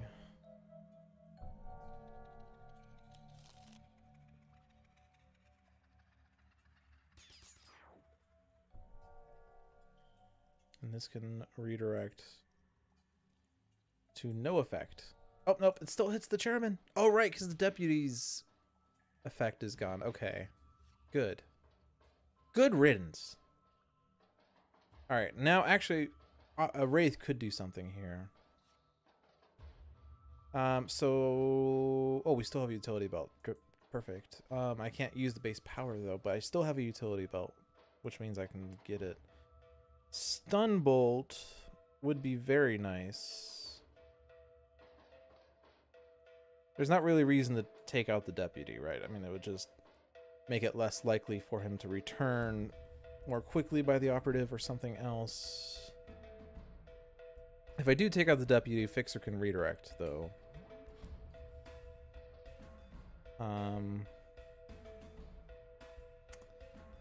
Mega Computer would help with the whole environment is hurting us aspect. Smoke bombs can help with the villain is killing us aspect. And if I do throwing knives with micro-targeting computer, I could take out the deputy, and operative would hit fixer, which redirects the chairman, which hits operative, and then the chairman's retaliation is over, and then I can hit the operative and the chairman safely. I think I'm gonna do that.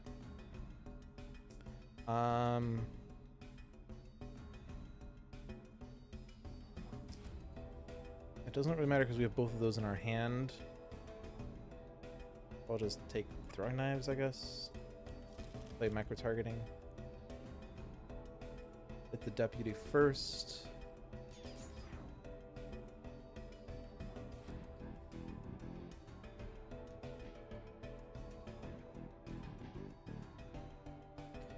Is this only like round 3 or something? Actually, no, I think it's round 4, right? I want to say it's round 4. I don't know how many cards have been played. I can't tell. There's no way to tell. Alright, so the escaped lab rat isn't... Oh, it actually experimentation means it will deal damage. That is like the only effect that I hold fast forward for, by the way. That's 0, that's 1, that's 0. Okay.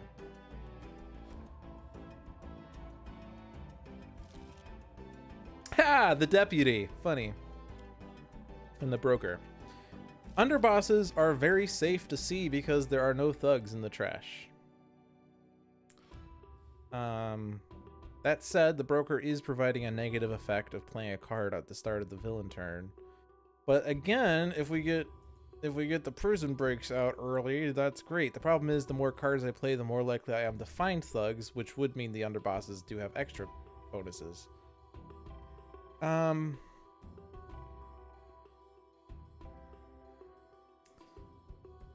still have... so Driving Mantis has been very useful. I don't want to really lose it. Overdrive means I have to destroy 2 things. Are we at the point where I can use the shotgun and destroy the submachine gun and prejudice? Yeah, and the thugs are buffed. So, like, if we see a random hired gun... The nice thing, though, is because with 3 heroes, the buff is only 1. So the hired gun, instead of doing 2 damage, is doing 3 damage, which is going to hurt us when we're at single digits. But the bio-memes are actually helping us. So I have to destroy 2 things. Could I destroy the submachine gun and prejudice, and then do something like incendiary rounds to do extra damage? The operative? Or do I need to take out the broker first? Well, throwing knives will also take out the broker, right? And we want to make sure that we can always like have Fixer be attacked by operative's retaliation as much as possible because he can redirect it. So I don't want to use like incendiary rounds to take out the broker, although it wouldn't even. Shotgun would do 3, would take it down to 2, and throwing knives would kill it. So that's that. Deputy isn't doing anything. He doesn't really ever do anything.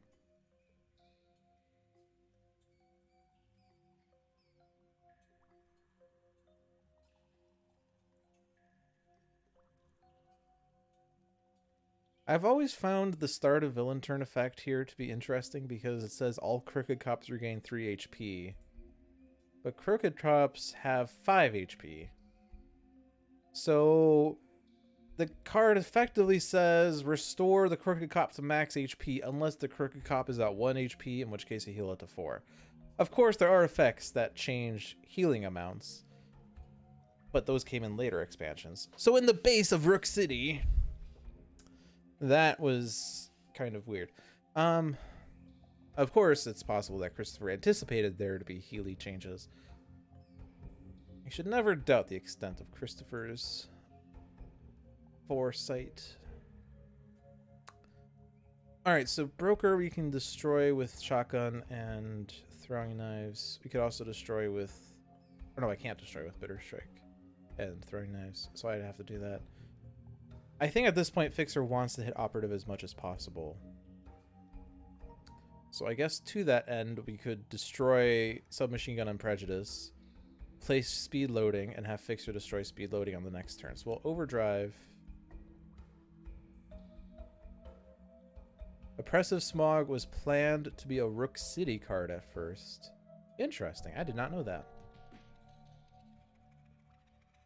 And that would make sense. Because it is a Rook City card. So I guess I'm gonna start reading too much into what you're saying. I'm guessing that it's Christopher and or Adam had said at one point that Oppressive Smog was a Rook City card that was cut from Rook City, which makes me start wondering whether the Time Cataclysm deck consists of cards that were originally planned for the respective decks but were cut. That is a random thing I'm wondering right now. I have to hit broker with this.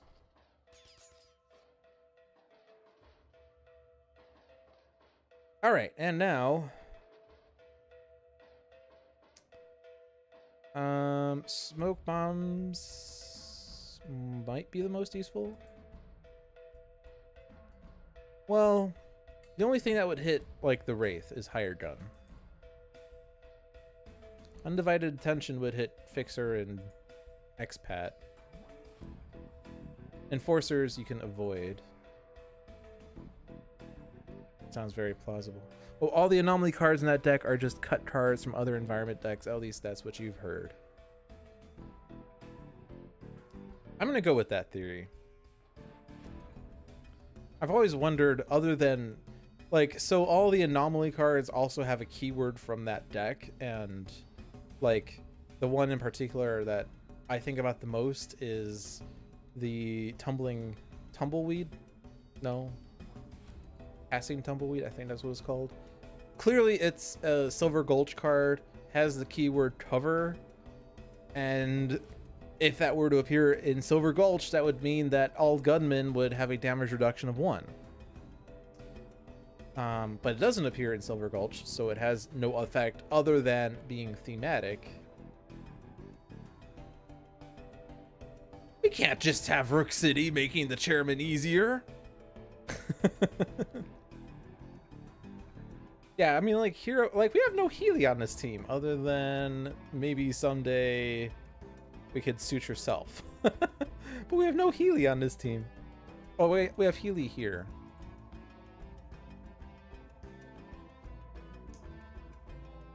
All right, so we're definitely using throwing knives as a power, so infrared eyepiece wouldn't do anything. Mega computer would make this a little safer.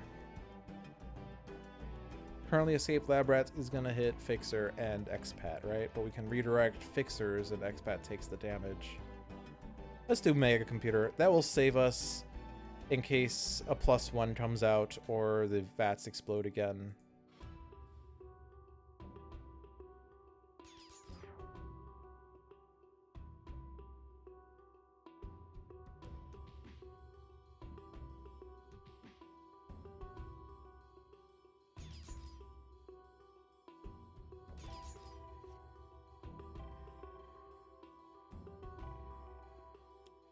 Speaking of VATs exploding, well, Mega Computer saves the Wraith.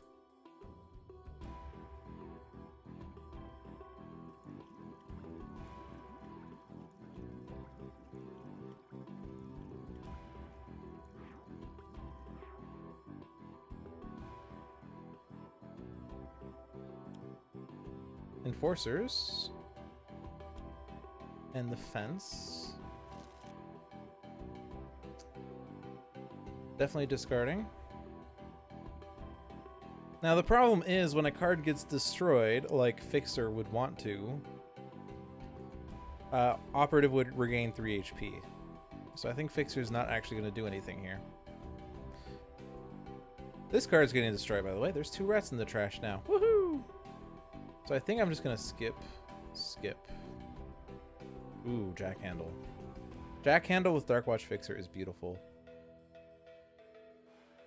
I was going to destroy speed loading, wasn't I? The problem with getting hollow points is that I can't get it and use it immediately, but I also can't use it immediately with my cards on hand. If I use an ammo, though, then Operative heals.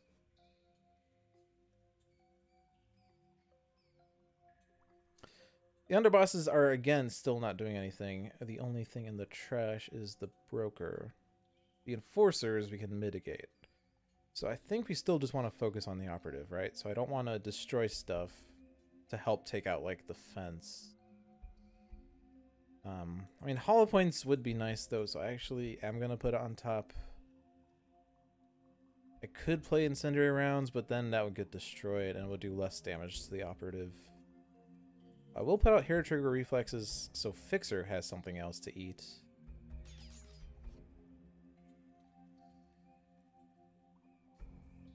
It's such a great start, and now to a planning crawl. Well, I mean, we did get the 2 prison breaks super early, but then the environment got in the way, as it is wont to do. Alright, smoke bombs would keep Wraith alive. Now I can't destroy anything. If I hit Chairman and he retaliates, smoke bombs redirects it to Fixer, who can yeah! Yeah!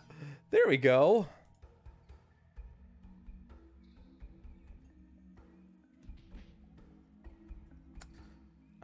And then let's try to get the thief out, since his effect is going to make Fixer annoying to use. But Jack Handle will make this nicer. Super cool Trisolvent Vat, which is awful, except Mega Computer! And the only effect in the game I hold fast forward for. Alright, Crooked Cop, which Deputy does react to. And Muscle. And the annoying thing about the Muscle is that he deals damage. Utility Belt. I do want to play Utility Belt. I already have a throwing knives, right? Yeah, so we can ditch that.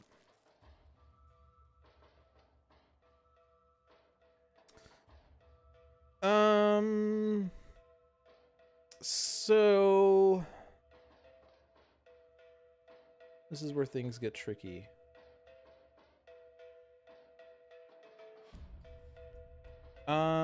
I would like to take out the fence. So if I'm going to use Fixer's power, I would like to use Jack Handle for that. And if I use Jack Handle for that, I'm going to hit everything, which includes the Chairman. Chairman will retaliate, but the Chairman will redirect because it's 1 + 1 Nemesis is still 2. I can redirect that.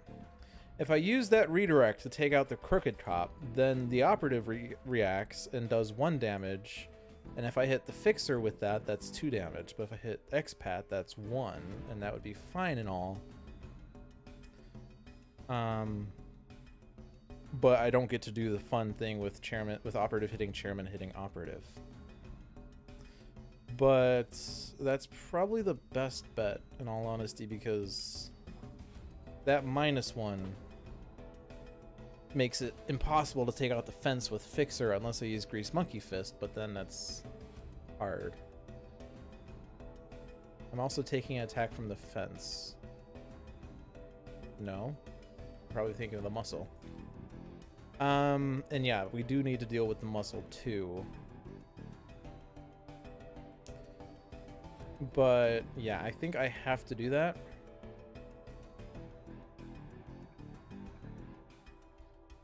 Oh, are you thinking about the VAT? But yeah, the like Mega Computer has already paid itself, because without Mega Computer, this game would be over. So let's hit Crooked Cop. Let's hit Chairman and use Chairman's retaliation to take out Crooked Cop. And then I can't do anything with that, but we can keep Fixer highest. But then I take out the fence, and then the operative hits Fixer anyway. So there you go. Okay, that's fine. You can destroy speed loading.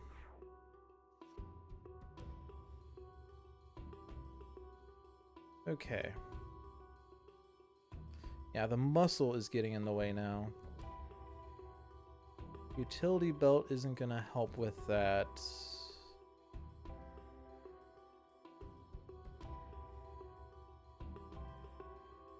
Hollow points would.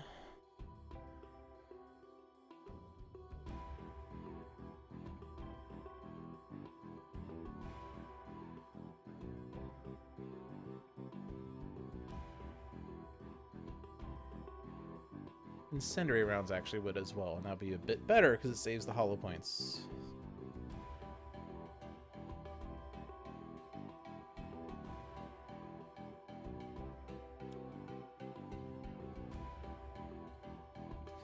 If another vat explosion comes out, we're dead. I can't do anything about it other than like grappling hook the vat.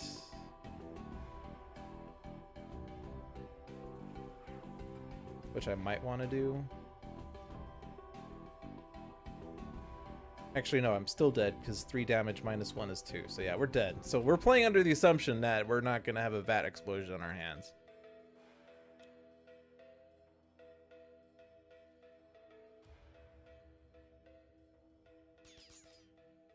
Now the deputy, we did see a crooked cop, right? Yeah, so I now have to take out the deputy. And we can do the redirect.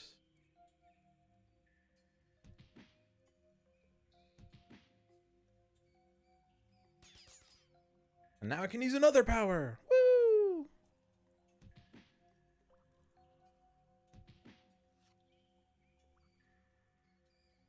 Is it game over? Game over. Game over, man. Game over. We can at least do this to look cute. Felt cute. Might delete later, IDK.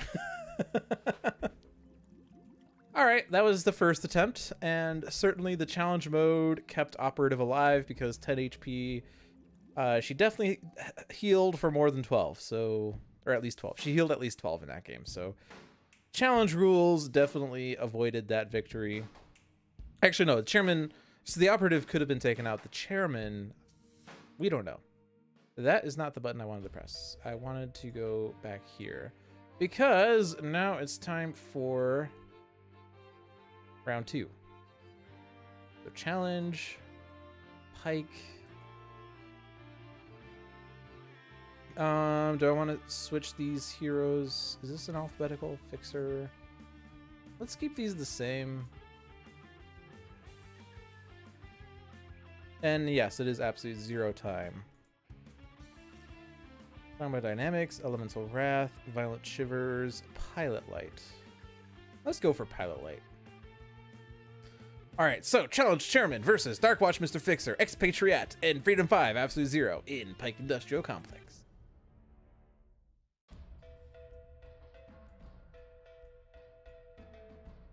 You seem so much angry now. Good, you should be angry. You can't save anyone. Somehow you're responsible for all this. Stand and fight. That's the chipmunk version of this fight. Alright, Darkwatch Mr. Fixer has Bloody Knuckles, Driving Mantis, Hoist Chain, Riveting Crane. Expatriette has Assault Rifle, Hollow Points, Liquid Nitrogen Rounds, and Quick Draw. And Freedom 5 Absolute 0 has Impale, 2 Isothermic Transducers, and a Null Point Calibration Unit. Very well set up. AUSP. How are you doing? So we have the damage start again. Are we gonna get the broker again? No, we have the muscle this time.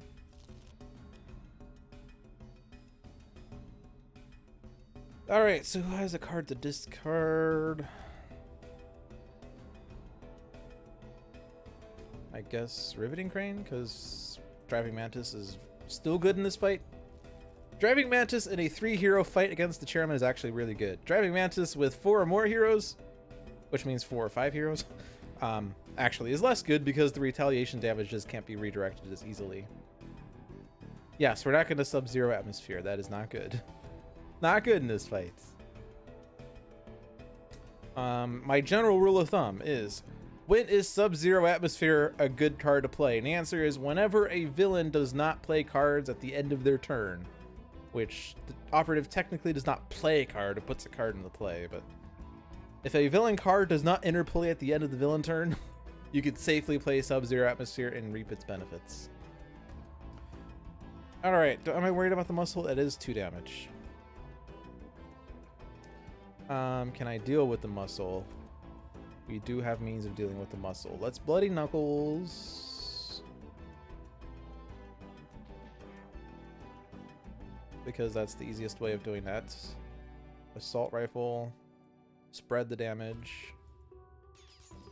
And we'll ping the operative, bearing in mind the operative is going to regain 3. And Absolute Zero is almost certainly not going to be able to do that. But here we've done the damage. Here I can hit the muscle. And then that happens. Let's see. Do we want to rush down the operative? Because Impale would help with that. Do we want to set up Thermal Shockwave and do Thermal Shockwave shenanigans immediately? Because we already have a null point in hand, I could do like Thermal Shockwave, hit operative for 1, hit someone else for 1, heal Absolute Zero for 1. Absolute Zero heals or deals himself 2, that gets dealt to the operative, so that's 3 damage to the operative. But Impale would also do that plus the 2 from base power, so I guess I want to Impale the operative. Let's try to rush her down as fast as we can. Let's hit Absolute Zero, because Absolute Zero can heal. Remember we were talking about Healies? We said none of these heroes have Healies? Well, we now have Absolute Zero, who has all the Healies. Ooh, contract. Absolute Zero likes the contract. Absolute Zero does not like the deputy. I am fine with this discard because we can put an equipment in the trash, and we have an onboard module, and we have an isothermic in the deck. That does not redirect. Why don't you redirect, man? Let's keep Fixer higher.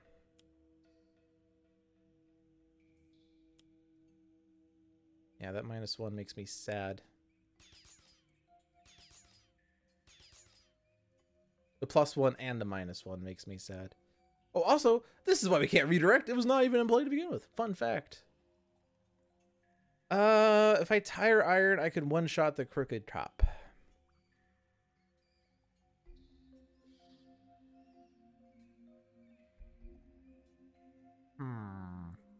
Hollow points.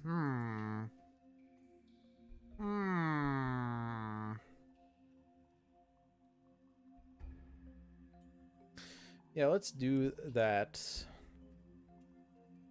Even though this is gonna hurt. Tire Iron destroys Crooked Cop. As fun as that was, I don't anticipate doing that again.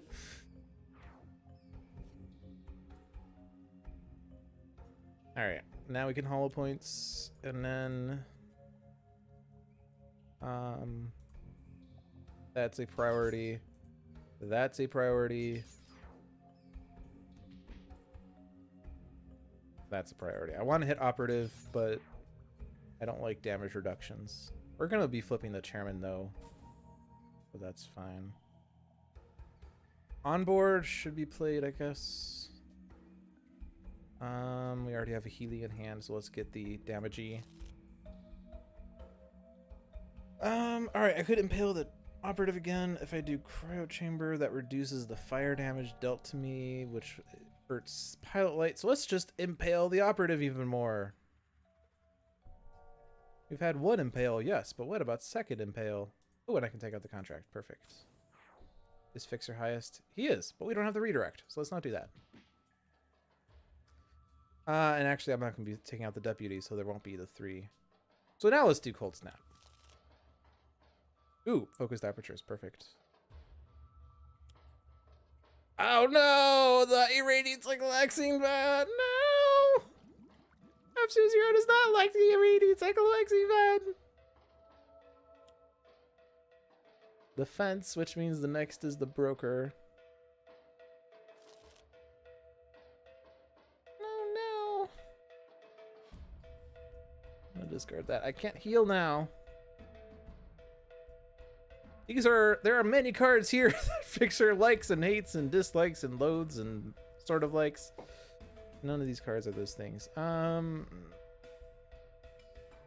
don't want to discard Isothermic Transducer because I just discarded one, didn't I? Didn't I just freaking...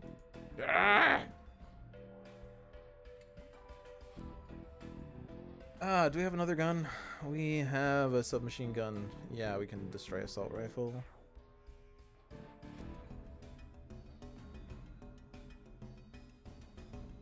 If I play a card, they play a card, and then there's 2 prison breaks, and there are underbosses that I don't want to see just yet.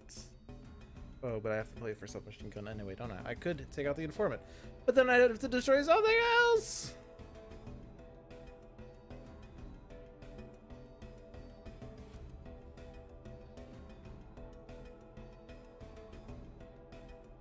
So what would be the best thing to do here? Sometimes the best thing to do is not to do anything. I don't want to destroy Impale.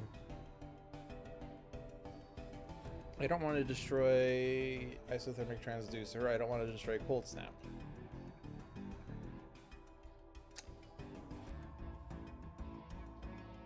I also don't want to use Absolute Zero's base power, because now I don't get an extra effect and I hit myself harder. I could take out the informant, and then I could play a card on Expat's turn, but then I have to destroy an Impale or other things. I could play a card to destroy instead of Impale, but then informant plays a card.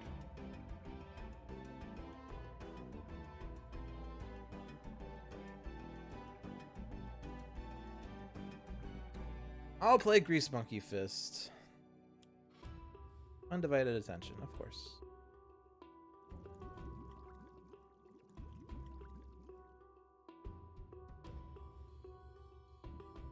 This is gonna hurt.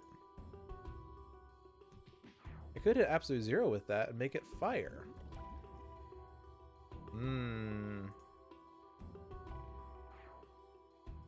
Unfortunately, I don't want to do that. It would actually be really nice with dual crowbars, right? Alright.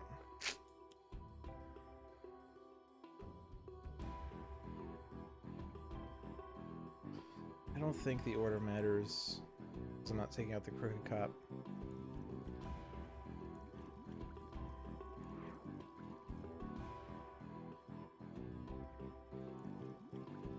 Yeah, that irradiated cyclohexene vat is making me very sad right now. Unfortunately, our only means of getting rid of it is for us to get destroyed, unless Expat draws an RPG launcher, which he did not. She did not. Okay, and again, a Crooked Cop isn't going to be taken out.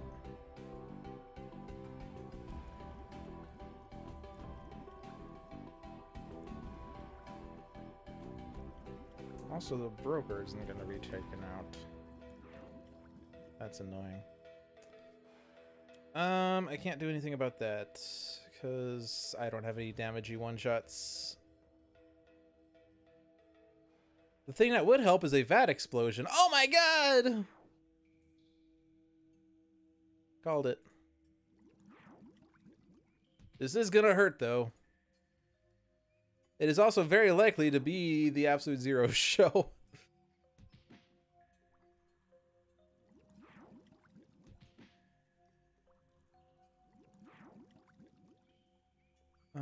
I don't know. Alright, all the underbosses are in the trash. So Prison Break, we're basically screwed.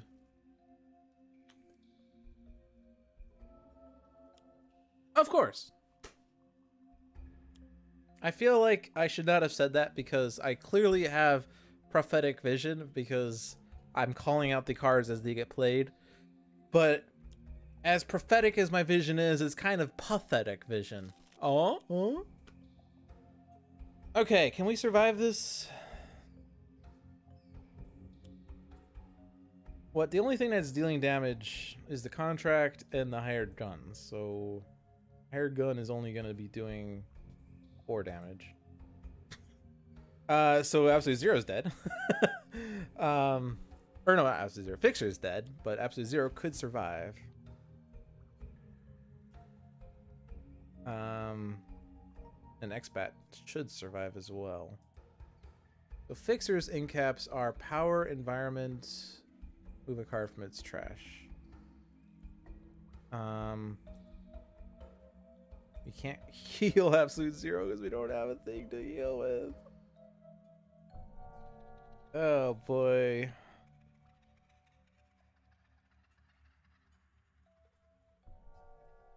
Liquid nitrogen rounds on that submachine gun are probably going to be the most useful. So I've got to keep that submachine gun. Oh, what was also... I totally forgot what these were. I was thinking of only the power. Destroy an environment. There are none. Move a card from a trash to under its associated deck. That would be really nice if Fixer had gotten incapped before a Prison Break came out. That would have been really nice. Actually, if Operative was taken out and Fixer was incapped and Fixer did that before Prison Break, then we wouldn't have to worry about the underbosses. Unfortunately, bad things happened. Okay, so I want to keep the submachine gun. Cold Snap and Focused Apertures are best.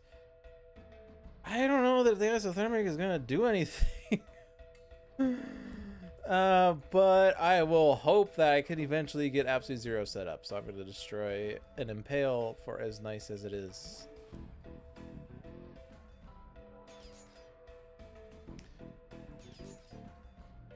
Would incapping Absolute Zero have been better?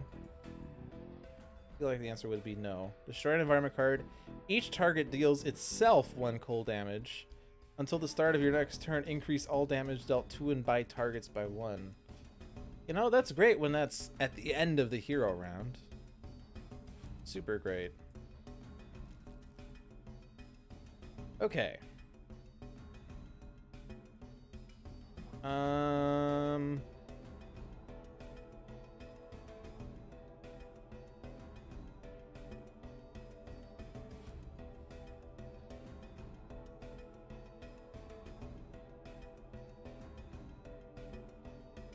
Base power on Absolute Zero kills himself. Submachine gun on Expat whittles things down but doesn't kill anything. Playing a card with Expat, 1 out of 7 chance that we die. 2 out of 7 chance that the environment plays a card. And then 10 out of 12 times 9 out of 11 chance that a chemical explosion is not played.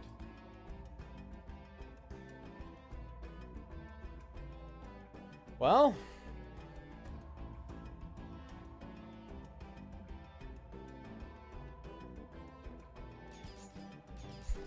thank you, Sparky. It's not happening. We're definitely not going to win this, and I'm not going to do another game. York City is mine. Escaped Lab Rat. Escaped Lab Rat. Man, if that was a chemical explosion, I would just quit the stream and head straight to the Cleveland casino and bet it all on black because I've been calling everything else in this game. Right. So, you know, as fun as it was to get the submachine gun thing happening, I actually can't hit anything that would benefit from the -1. So, wah, wah.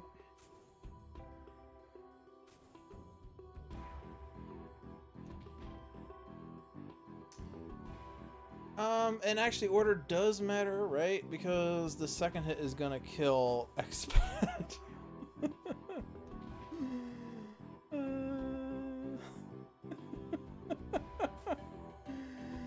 But it doesn't matter because I'll take out the higher gun and then Operative will take out Absolute Zero.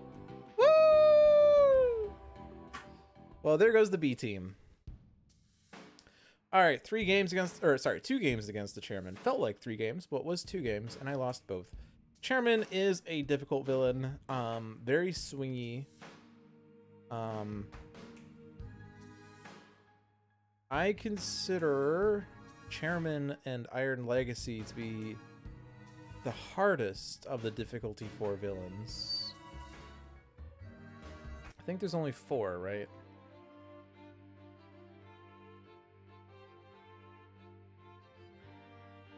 Progeny, Matriarch, Iron Legacy, Chairman. I don't think any of the variants are difficulty 4. So I would say my personal ranking of the difficulty 4s, Iron Legacy is absolutely the top one. Chairman is second highest. Because at least when you play Iron Legacy, you expect to lose. Chairman, you have a hope unless Prison Break comes out. And then it's Matriarch and Progeny, and a lot of people say Progeny is the easiest of the four. I generally have an easier time with Matriarch, though, and I don't really know why. But I haven't really had much issues with Matriarch, or at least if I have issues, I feel like it's more my fault, whereas Progeny, I just get overwhelmed with Scions, and then I freak out, I guess. I know a lot of people say that Progeny is a really lame difficulty 4 villain, and then they say Matriarch is terrible. I don't really see that, though. Like, she can mass play fouls, but I generally have means of mitigating them, I guess, is probably the reason. Progeny, the nice thing about Progeny is there's only one target, so if you play with heroes that can reduce damage dealt by a target with, like, Stun Bolt, or with Hoist Chain, or with Liquid Nitrogen rounds, Progeny definitely becomes a lot easier. But if you don't have those things, then it's not necessarily easy. So, you know, at the end of the day, you know, if you consider setup to be a component as to whether a villain is going to be easy or hard, then yeah, Progeny is probably easier. But if you consider difficulty based on the chances that a random team can win, I wouldn't say Progeny is that easy, because a team without, say, damage reduction means will not have an easy time. Same could be said of Matriarch as well, though. But Chairman has a very rough difficulty spike with 3 heroes compared with 4. I don't know. I guess 3 heroes makes this fight hard because you don't have as many means of dealing with all of the targets that he puts out. Like, the hard thing about the Chairman is that he actually has 3 card plays in a turn. Potentially 4. But he has his card play phase. And then the Operative, at the end of the villain turn, pulls an Underboss. So that's card play number 2. The Underboss, in turn, pulls a Thug from the trash, which is card play number 3. 3 card plays from the villain is very hard to mitigate. Now, if the card play from the play phase is an Underboss, that's actually 4 cards.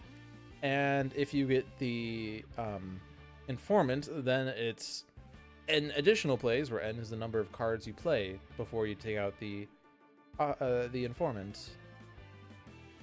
But certainly, like, the Chairman becomes significantly easier when you have Visionary with Brain Burn, because you put all the Thugs under the villain trash. And now the 3 card plays turn into 2 card plays, because you get the card phase, or the play phase, and the Underboss, but no Thug accompanying. And getting all 5 Underbosses out, well, then you stop having the Operative pulling Underbosses out, but then you still have Prison Breaks. And if Prison Break is played, that effectively says, hey, let's have 10 additional card plays, because this game's not easy enough. That's really what makes this game really hard, is the fact that he gets 3+ plays during his turn.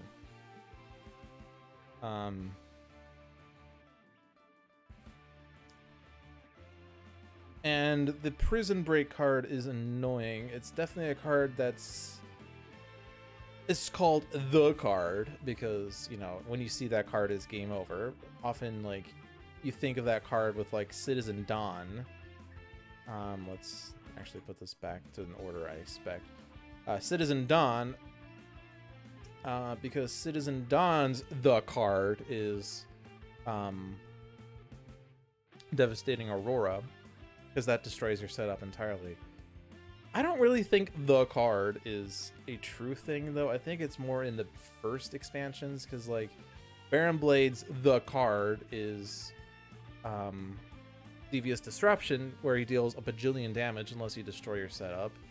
Citizen Dawn's the card, as we said, is Devastating Aurora. Grand Warlord Voss's the card is his deployment thing. I forget what it's called. And Omnitron has many the cards, because Omnitron isn't... I've greatly disagreed with difficulty 1 Omnitron. Digital now says 2. I don't know what the complete collector's deck says. He's definitely complexity 1, but difficulty, like, he destroys your equipment, he destroys your ongoings, he destroys the environment and plays end cards based on the number of cards destroyed. He can play an Electropulse explosive, which will deal 15 damage at the start of the turn, and that could be played by the environment through various means before you can even react to it. I don't think he's difficulty 1. That ladder clause actually is more... Well, actually, it's even in the base game. I don't know. I've said this enough, but I think the card is more of a early game thing than a late game thing. And then there's Spite, which, yeah, we've talked about Spite. I don't need to talk about Spite anymore. Spite's just difficulty 2. I don't know that he is actually difficulty 2, but I don't know. I don't really like the scale from 1 to 4. I would rather it be 1 through 10. Because I feel like 2 is too broad a range. And then there's only 2 classic villains that are difficulty 1. But for some reason, oh no, Ambuscade is 1 now. That's right. How about Glimweaver? Okay, he's 1. Because in the manual he's difficulty 3. But apparently that was because in beta testing he had really terrible things that I wonder about. Alright, well, I am done rambling. Thank you for watching, as always, to the Dolphin Rambles About Sentinels stream. I will respond to Orchid, because I like this. Fickle Fans, I think, isn't the card.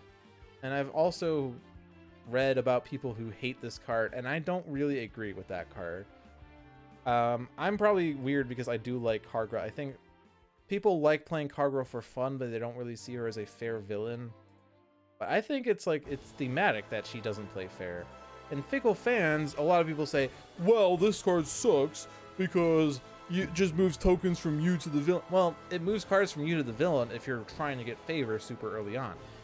Best way to play with Fickle Fans is to try not to get tokens early on and just let Fickle Fans give you tokens. There are 2 copies of this in the deck, and her deck is actually only 15 cards because the other 10 cards are titles, which are in a separate deck. And if you have lower tokens, then you can use Fickle Fans to gain tokens, and it helps you out a lot. If you have a lot of tokens because you're gaming the system and you're like, oh, I'm going to get all the tokens I can as fast as I can, then this card sucks. The card that I think is more the card is Get Back In There, because it forcibly puts Kargra into play, but not only that, it puts 2 gladiators into play, in addition to the fact that Kargra has 2 card plays on either side. So Get Back In There, I think, is a terrible card. I feel like it shouldn't put Kargra into play unless something else happens, like either put 2 gladiators into play or flip Kargra, or if Kargra's not a target, flip her, otherwise put 2 gladiators from the trash. That's my personal belief. That's not a balanced or difficulty thing. It's just, I feel like that's a lot to have to unwrap. I mean, that's part of the difficulty of the fight, but I consider that card much worse than Fickle Fans. Because on the Kargra's flip side, you can't even win, even if you have 20 tokens. Alright, I'm done rambling. I've rambled a lot. Be sure to check out the other streams on this channel. We have Handelabra live every Tuesday with Jeremy and sometimes John, or John and sometimes Jeremy, rather. We have Dolphins Dive every Friday with Dolphin at 7 p.m. We have On Deck Saturdays eventually at 8 p.m. with Pirate Savvy and Dover. We have Tales from the Archive Sunday at 7 p.m. I do believe that On Deck is going to be on Saturday next week, I think, is their hope. I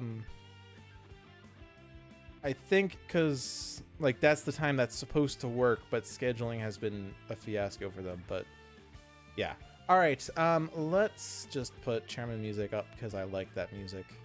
Actually, no. I like the Chairman music. I also really like Rook City, and since the Chairman is Rook City, let's listen to Rook City, even though we didn't play in Rook City today. But have a good night. Thank you for watching, and I'll see you in the future, guys.